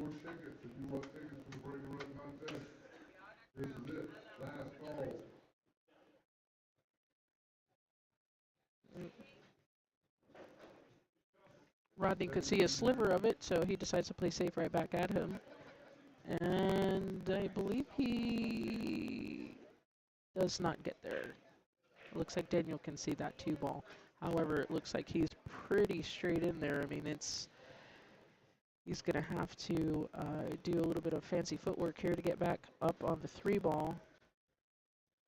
He can draw his ball back, but again, this is one of those shots where, you know, you try to do too much, you're going to rattle that 2 ball.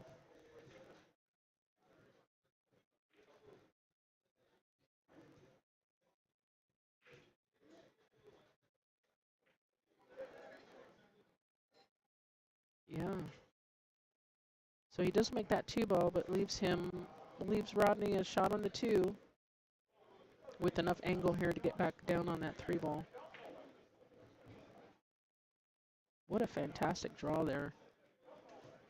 And he gets on the correct side of the 3 to get shape on the 4.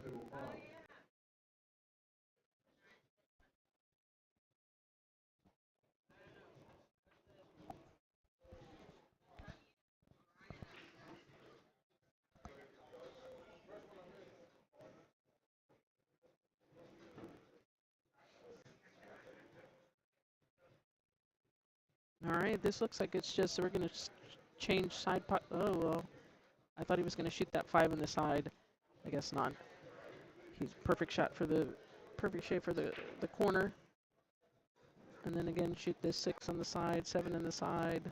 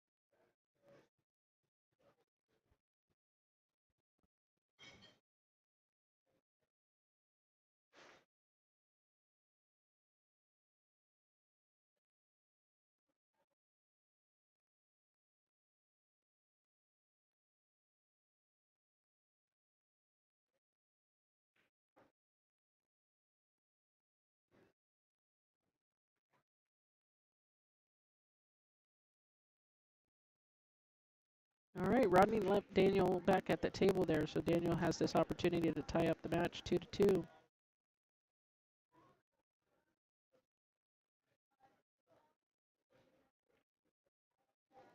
Wow. I was not expecting that. He misses that in the side, but does not leave Rodney much of anything. Rodney's just going to come up here and fire at it.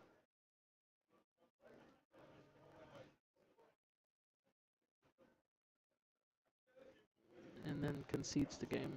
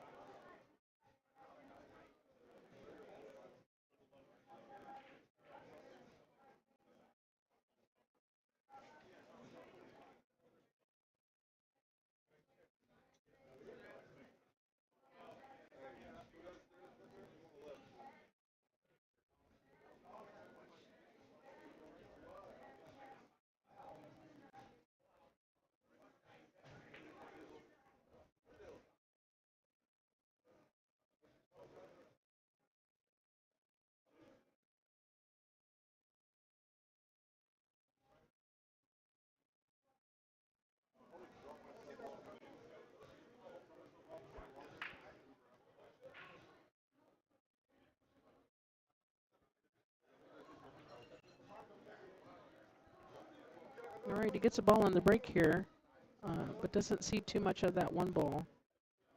So let's see, does he push? Does he roll out here? Or is he going to try and fire at that ball? He's going to try and fire at that ball.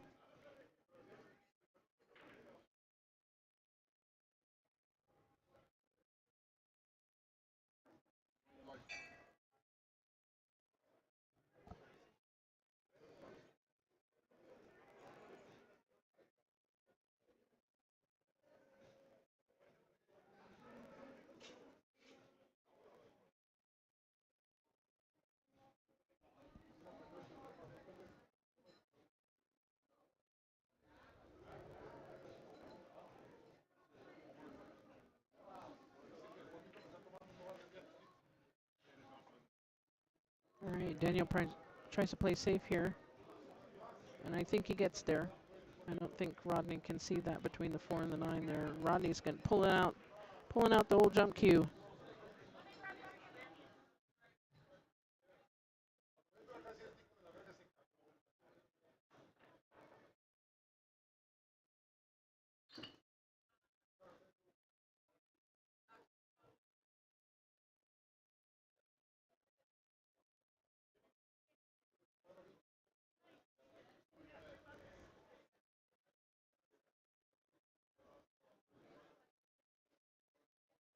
There was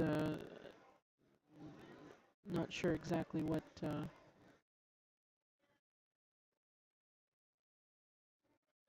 the conversation was about there.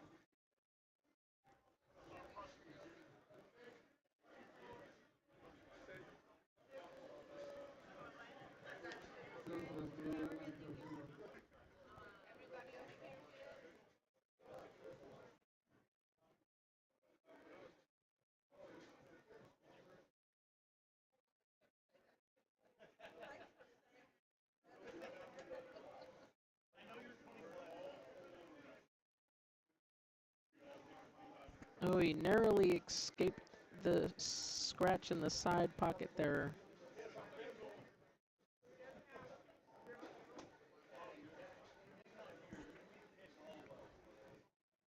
And it's hard to tell if that 2 ball goes past the 6. If it goes in there, it has to be hit like almost perfect again. But it looks from here that he's looking at it like it does go.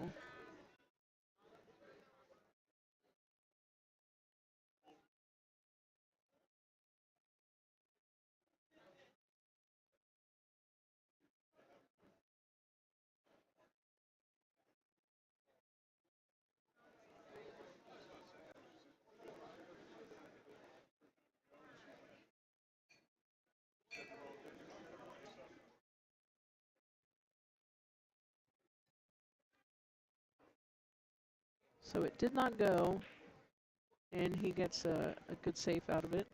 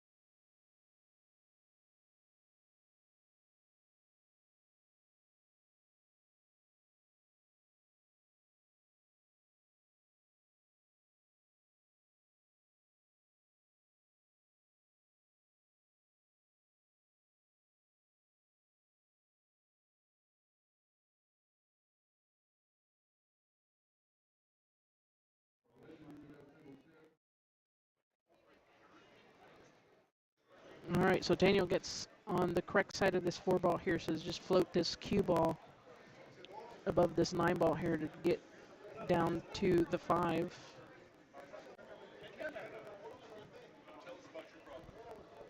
Just like that. What a great shot.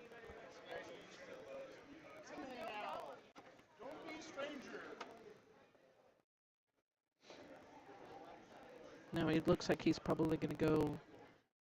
He's going to have to need to go 2 rails this way, back over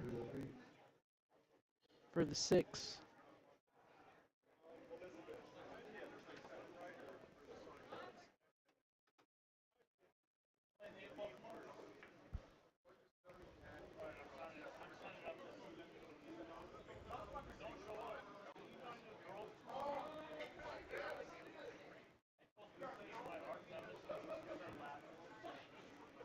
That's a good shot there. Don't scratch. There we go. All right, he gets great on the 6 ball.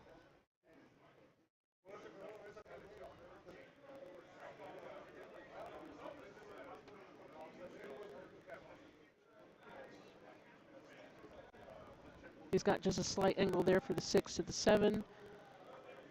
And he'll want to make sure that he gets on the correct side of the 7 so that way he can come back down for the 9.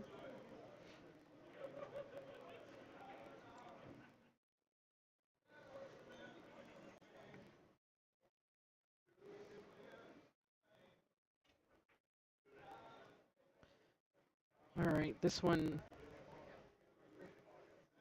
is going to be a toughie. Again, you got to take your time here and just concentrate on making that 7 ball.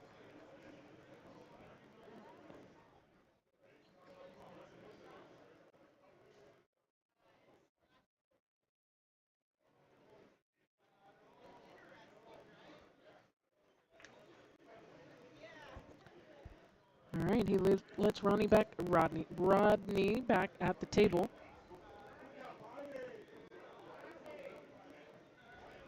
Rodney might choose to go fire this 7-ball in and come up table back down.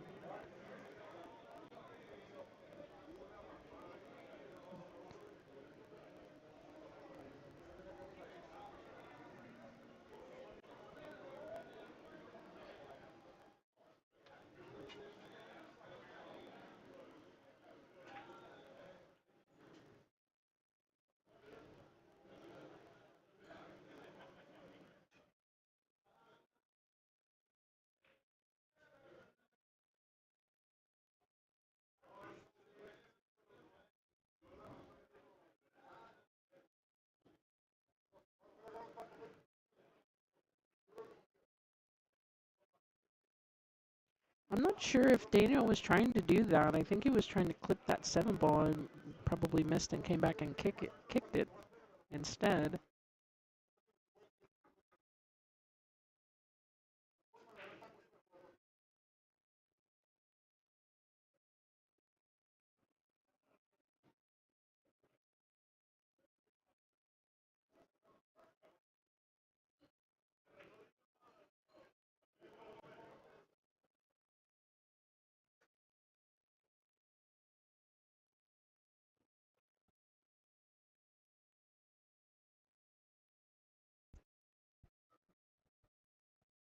All right, Rodney goes up 3-2 here. After this match is finished, we will be doing the break contest again. $12,200. That comes out to about $813 a ball. It is 15-ball rotation, so it's like 9-ball, but racked with all 15 balls. And each ball will be worth $813.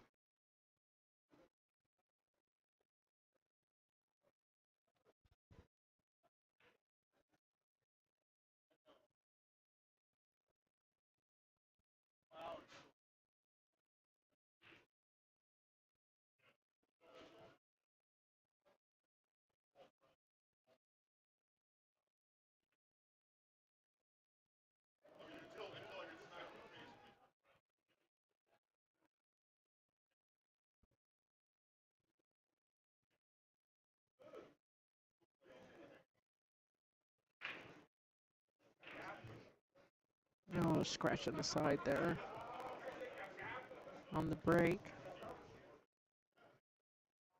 which is unfortunate because the 1-ball, now that Rodney has ball in hand on the 1, it's going to be a lot easier for him to get out here.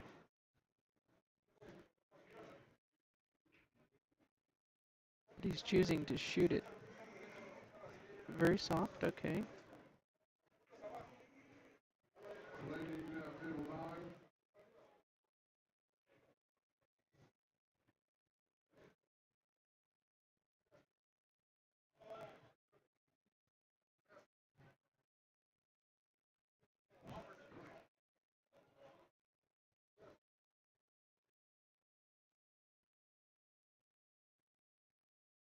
He's not happy with the sleeve.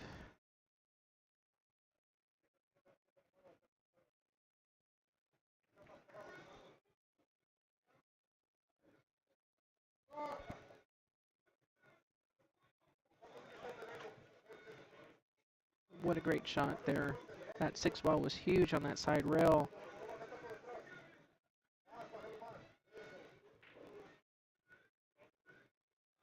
Yeah, he had to hit it a little bit hard so he could force that cue ball over for the 6-ball.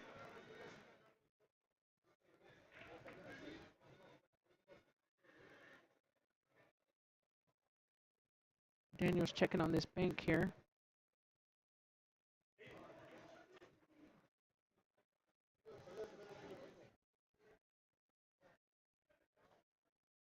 It should go. He's got to put some stuff on it. So that way he holds the cue ball down there too for the 6.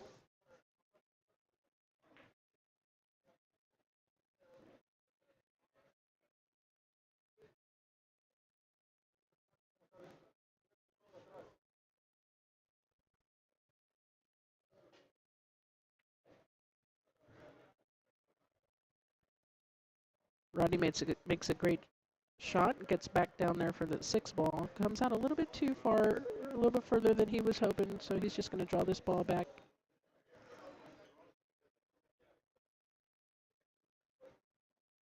Did not quite get there.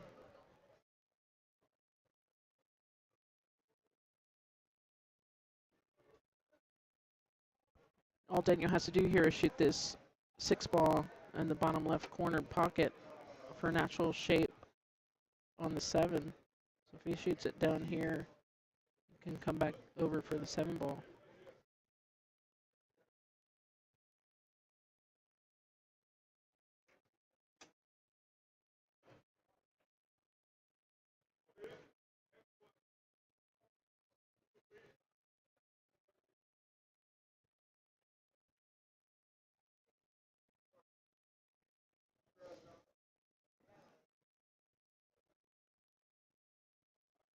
You can't be thrilled with this.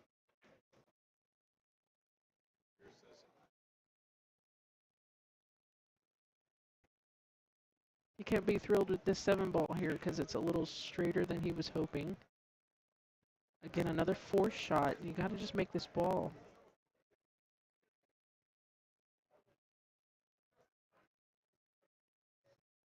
What a great shot.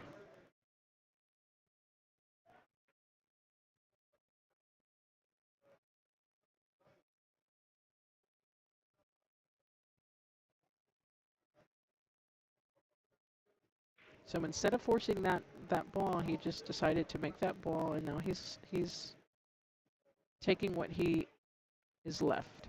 And this is totally makeable for Daniel. This is completely within his wheelhouse. He shouldn't have any problem banking this 9 ball in the side pocket.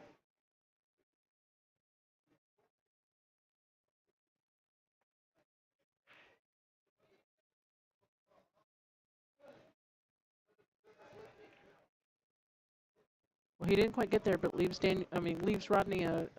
It's going to force him to, I don't know, knowing Rodney, he might go for this bank.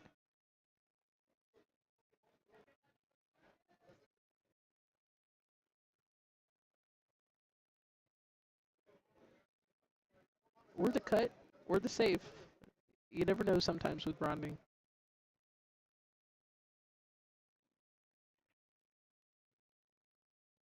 He decides to play safe.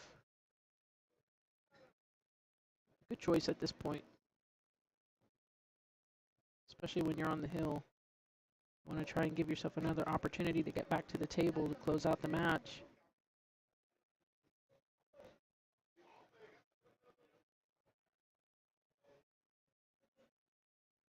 So Daniel's going to go for this bank.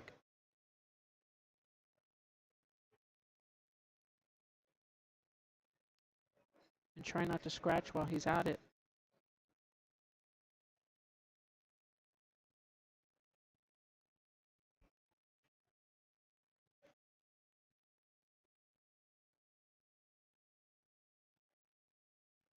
Well, he goes for the bank, doesn't make it, but still puts a lot of distance in between that cue ball and the 9 ball.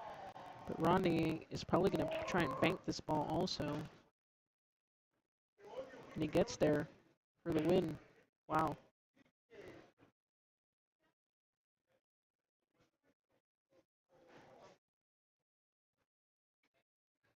All right, next up is going to be the break contest, $12,200.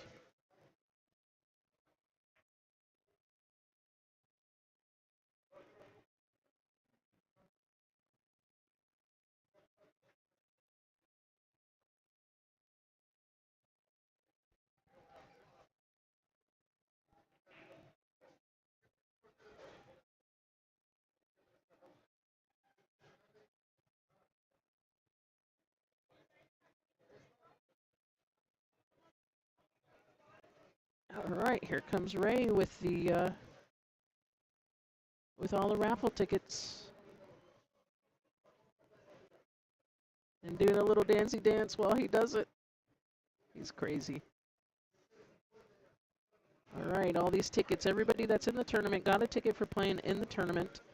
And then there has the option to purchase additional tickets, 1 for $5 or 5 for $20. And that's how the pot gets up there. So The person that's drawn will be offered money to not break. That's right. We offer you money to not break the balls. You get half of a ball's worth if you are eligible for 100% of the pot. So to be eligible for 100% of the pot, you should be playing in the tournament, and you should have played 3 tournaments, 3 Friday or Saturday night tournaments in a 30-day rotation. That is how you become 100% eligible for the pot.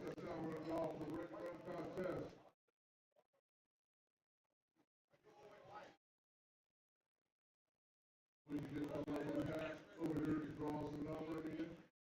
We'll have a splendid, spectacular drawing for this break and run contest. All right. We always have one of the staff members draw the ticket with the no look.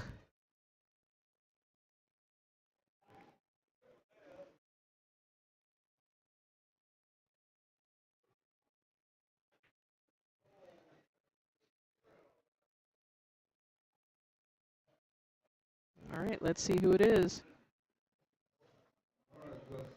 All right, so it's Justin Espinosa gets drawn for the break contest.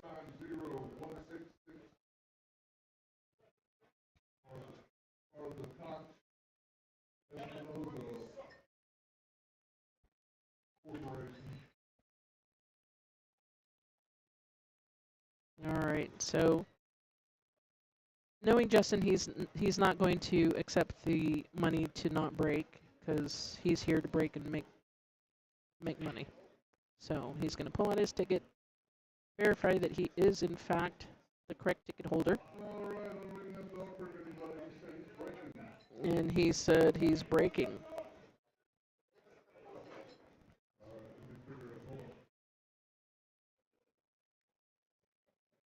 We have 6 players. The last 3 is 4-3-0. Yeah, 4-3-0. Come up front.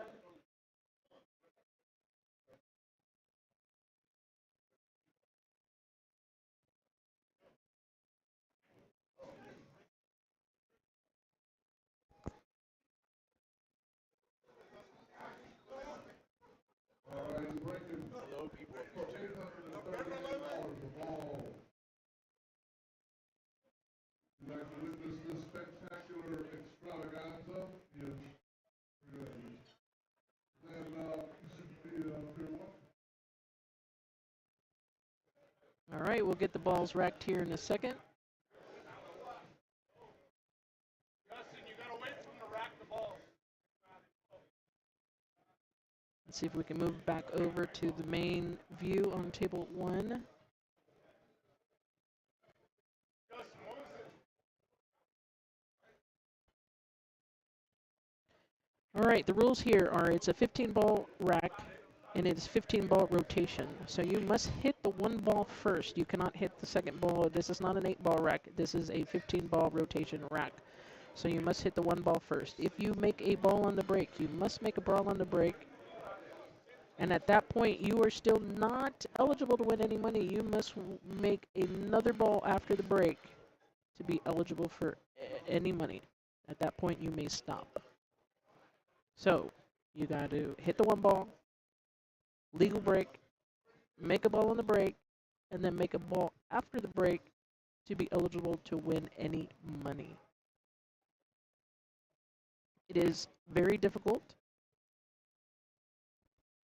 and he is happy with the rack.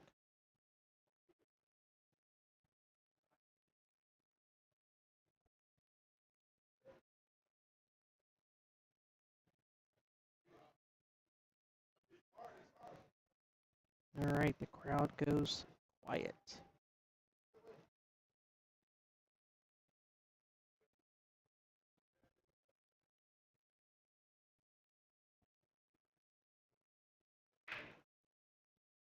I don't think anything is going to go there. He's got to hit it a little harder than that. No bueno.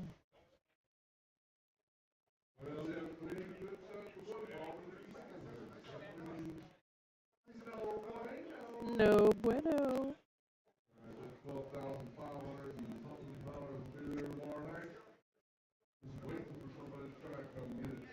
All right, so the Friday night and the Saturday night tournament has the same brick contest. So the money just will roll over till tomorrow night, where we do it all over again.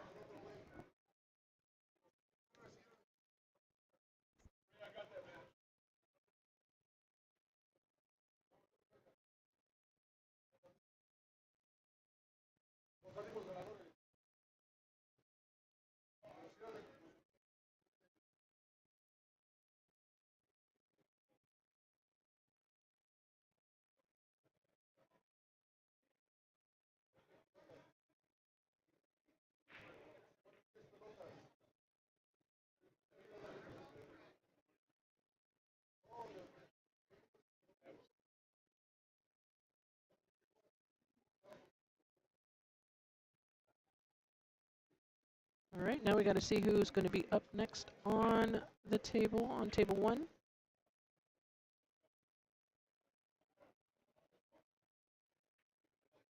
While we wait for that, in the meantime, we can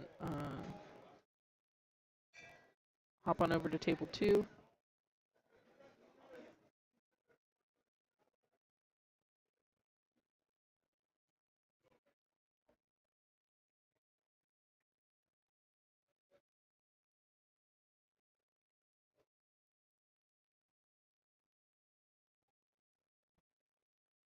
Let's see if we can check the brackets and see who might potentially be up next.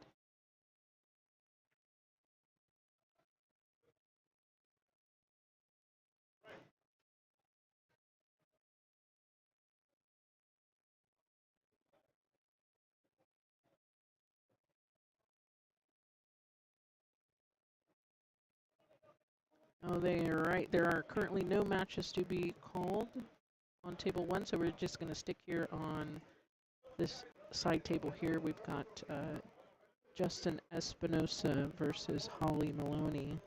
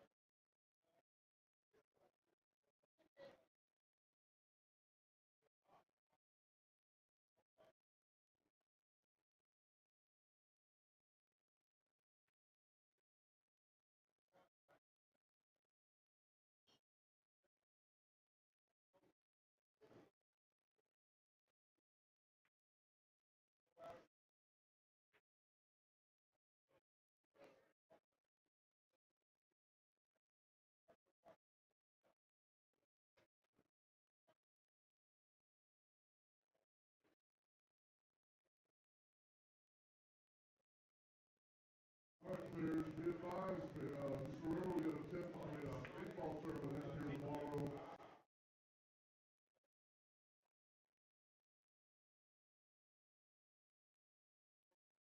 $30 entry fee. Go on out and play. We need to follow on.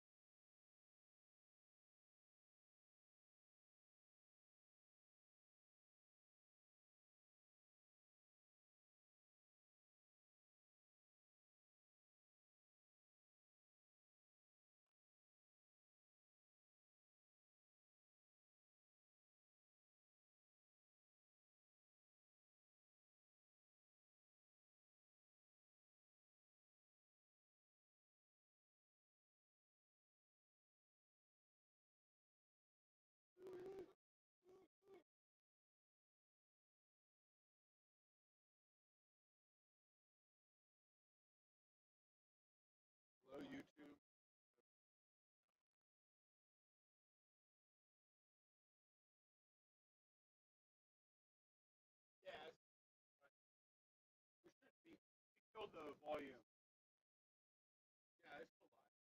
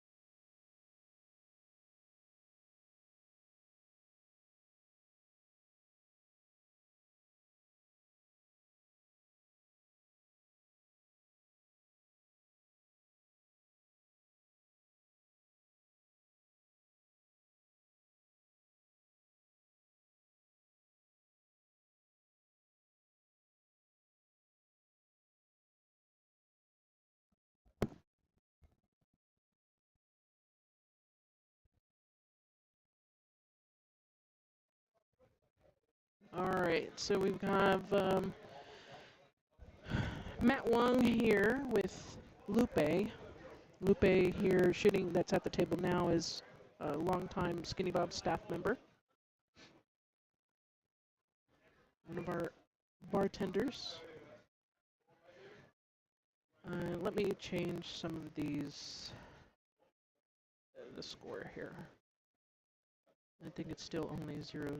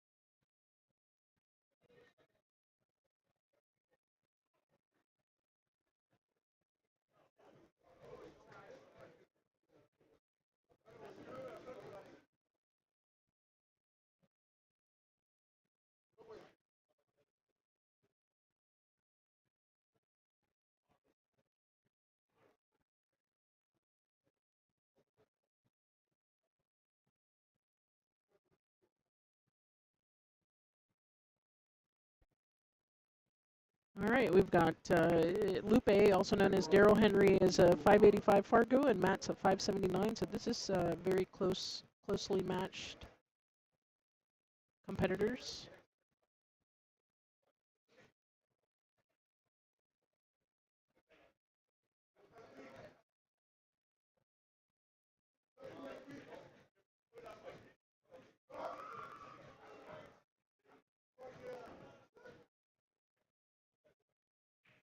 Well, he went for that 5-ball in the side pocket. Nice shot. I thought it was a dead end bank all day, but he chose to cut that ball in the side.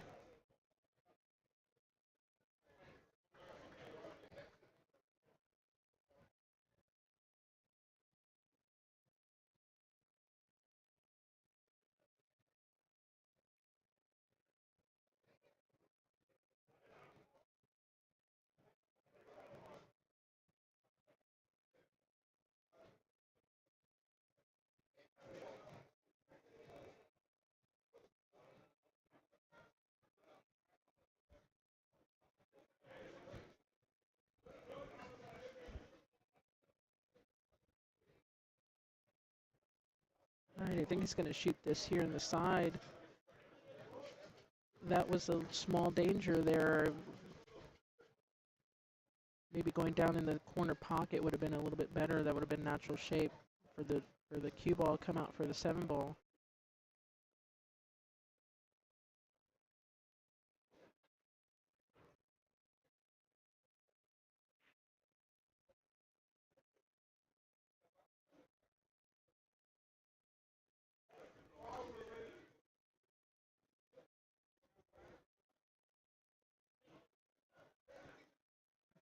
All right, Lupe goes up 1-0.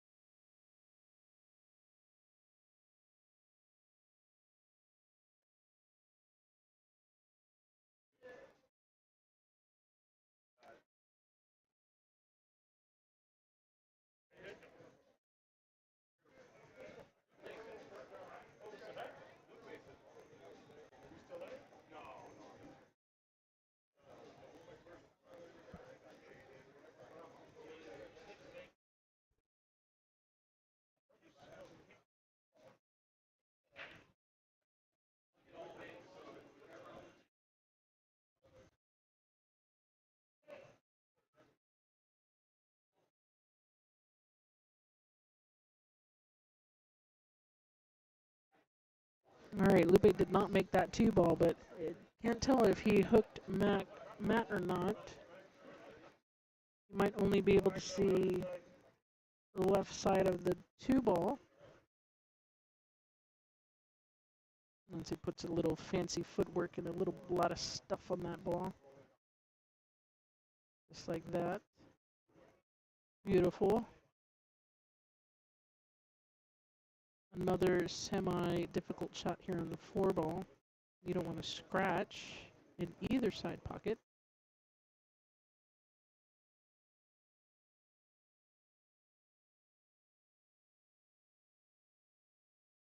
Oh, that ball did not go in. I'm once wondering why he was going to go sit down, and I look up and the 4 ball's still on the table.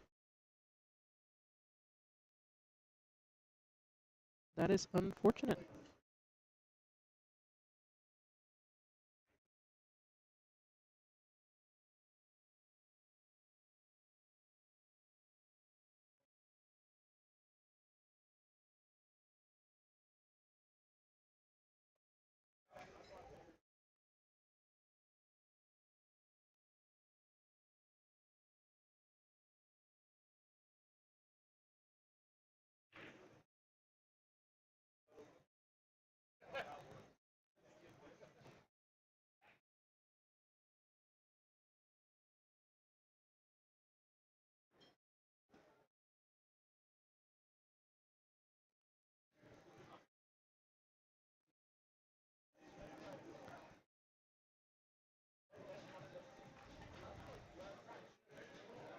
You're supposed to hit the ball, and then it's supposed to go into a pocket.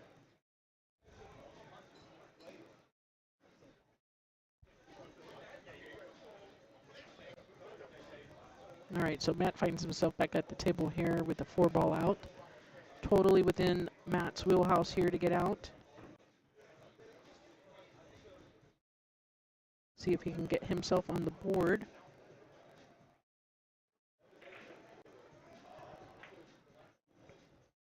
If you're in the Austin area, don't forget we have an 8-ball tournament tomorrow. Doors open at 10.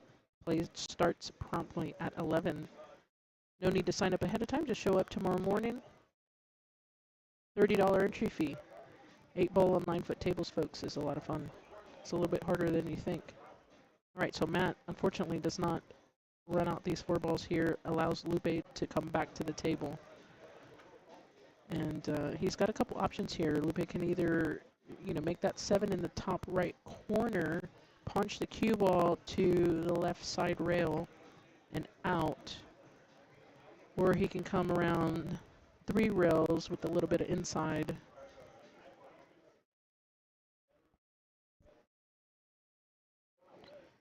Let's see what he chooses to do. See how far off I am. Well, he wanted to come 3 rails over. He just didn't quite get there with either the cue ball or the 7-ball. Unfortunately, unfortunately for Matt, I should say, gets a roll. Hey, Jared and Noah at table 4.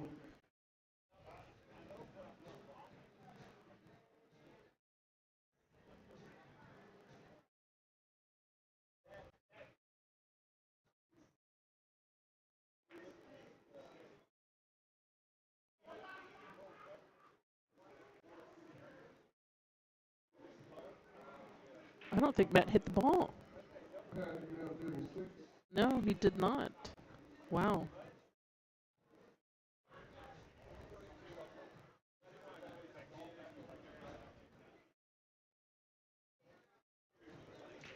Well, Lupe just got up there and swung at that ball.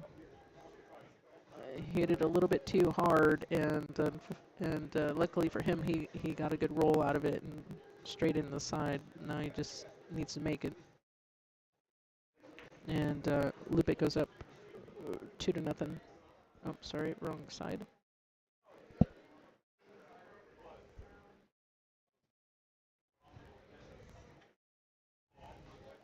I don't know. Is this still a winner side? Yes, this is still a winner side match. All right, so we are still race to 4 here.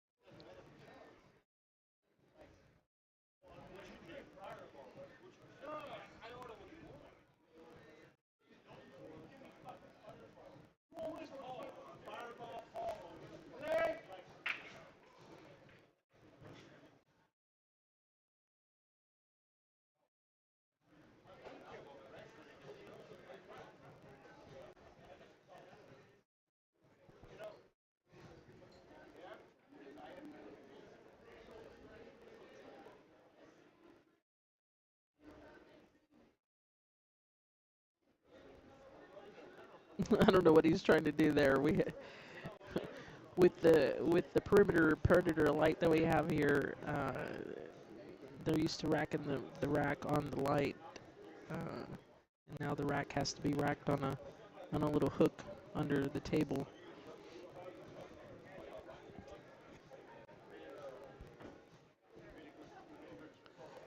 All right, so he had to use a bridge there. He gets the combo, but doesn't leave him that great of a shot on the one ball. Although it could be a pretty dead bank here.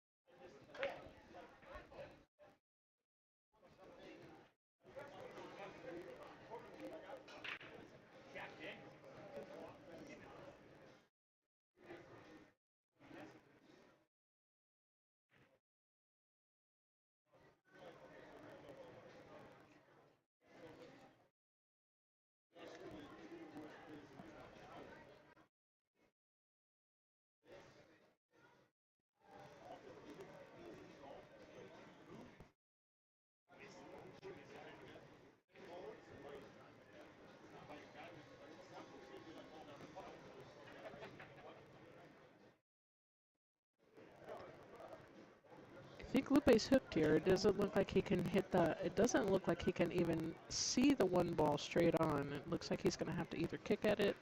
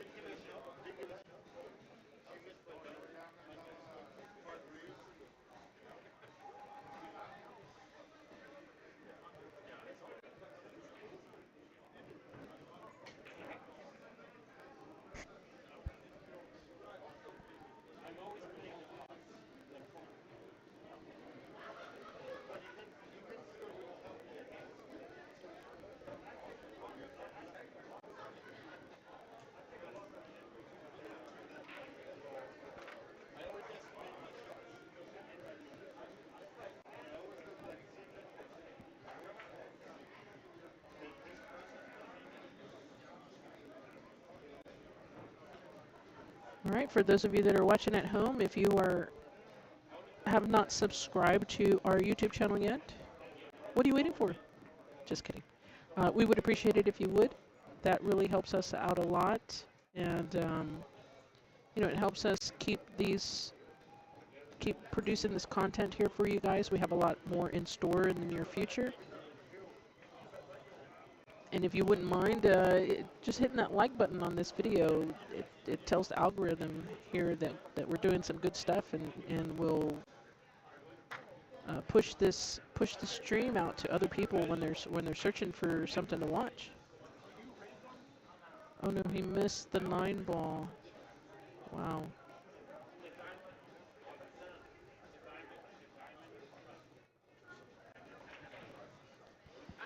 All right, he gives that to Lupe.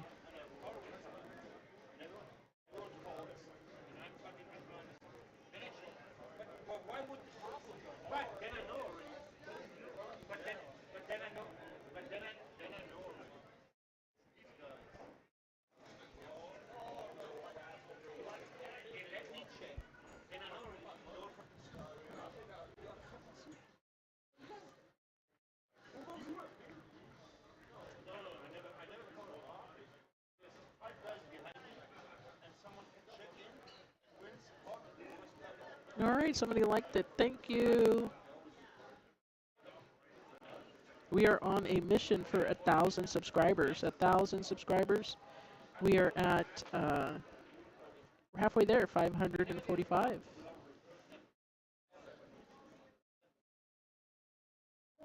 So if you already subscribe and you don't mind maybe sharing this on your Facebook page, encouraging other people to subscribe to the channel, that would be fantastic.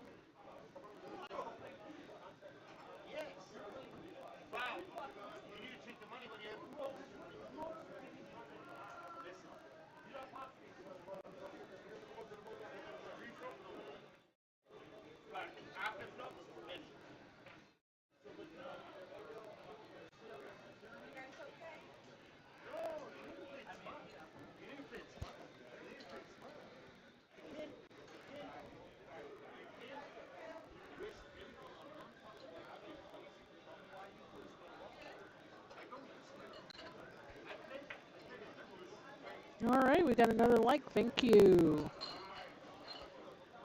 Just press the like button. It doesn't take much, but it helps everybody out.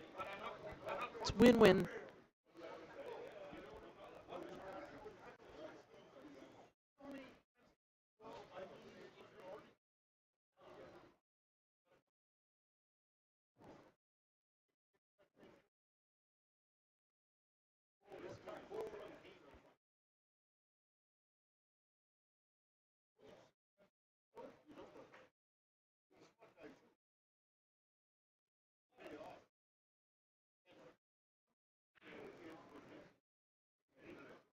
All right, it looks like Matt tried to play safe there.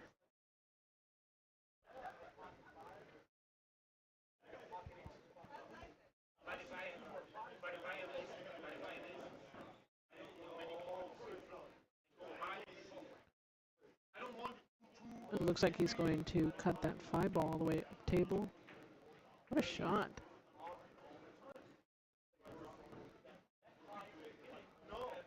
This 7 to 8, 9 cluster down here is gonna prove to take a little bit of fancy footwork here. So let's see how he approaches the 7-ball. It's gonna come down table. Oh, he tried to shoot it in the top left corner.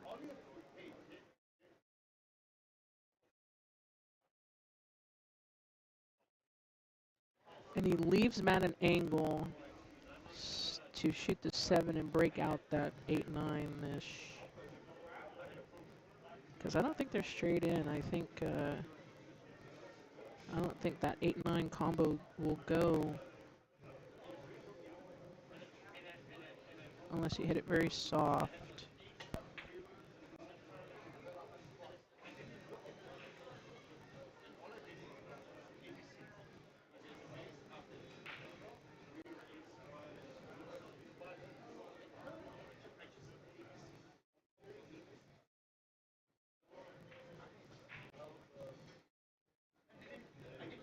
All right, so he makes the ball, leaves himself on the correct side of the 7-ball to do something about this 8-9 cluster.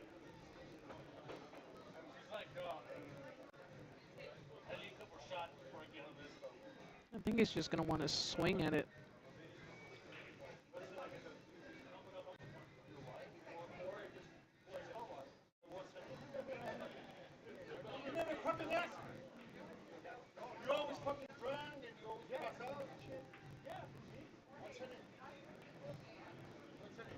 Oh, did he get a roll? He got a roll out of that. A calculated roll, I should say.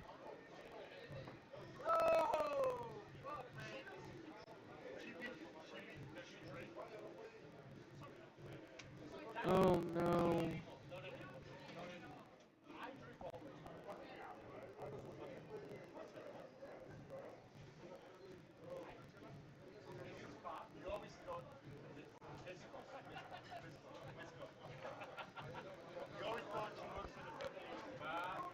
Matt concedes the match here.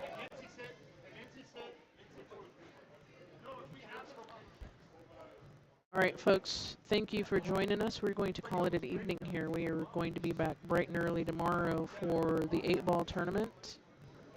Thank you for joining us. Hey, look at that. We got another like. Thanks, guys. Appreciate you. Thanks so much for joining us. Subscribe, share, like.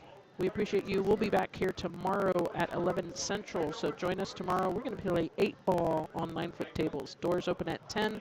Play begins at 11.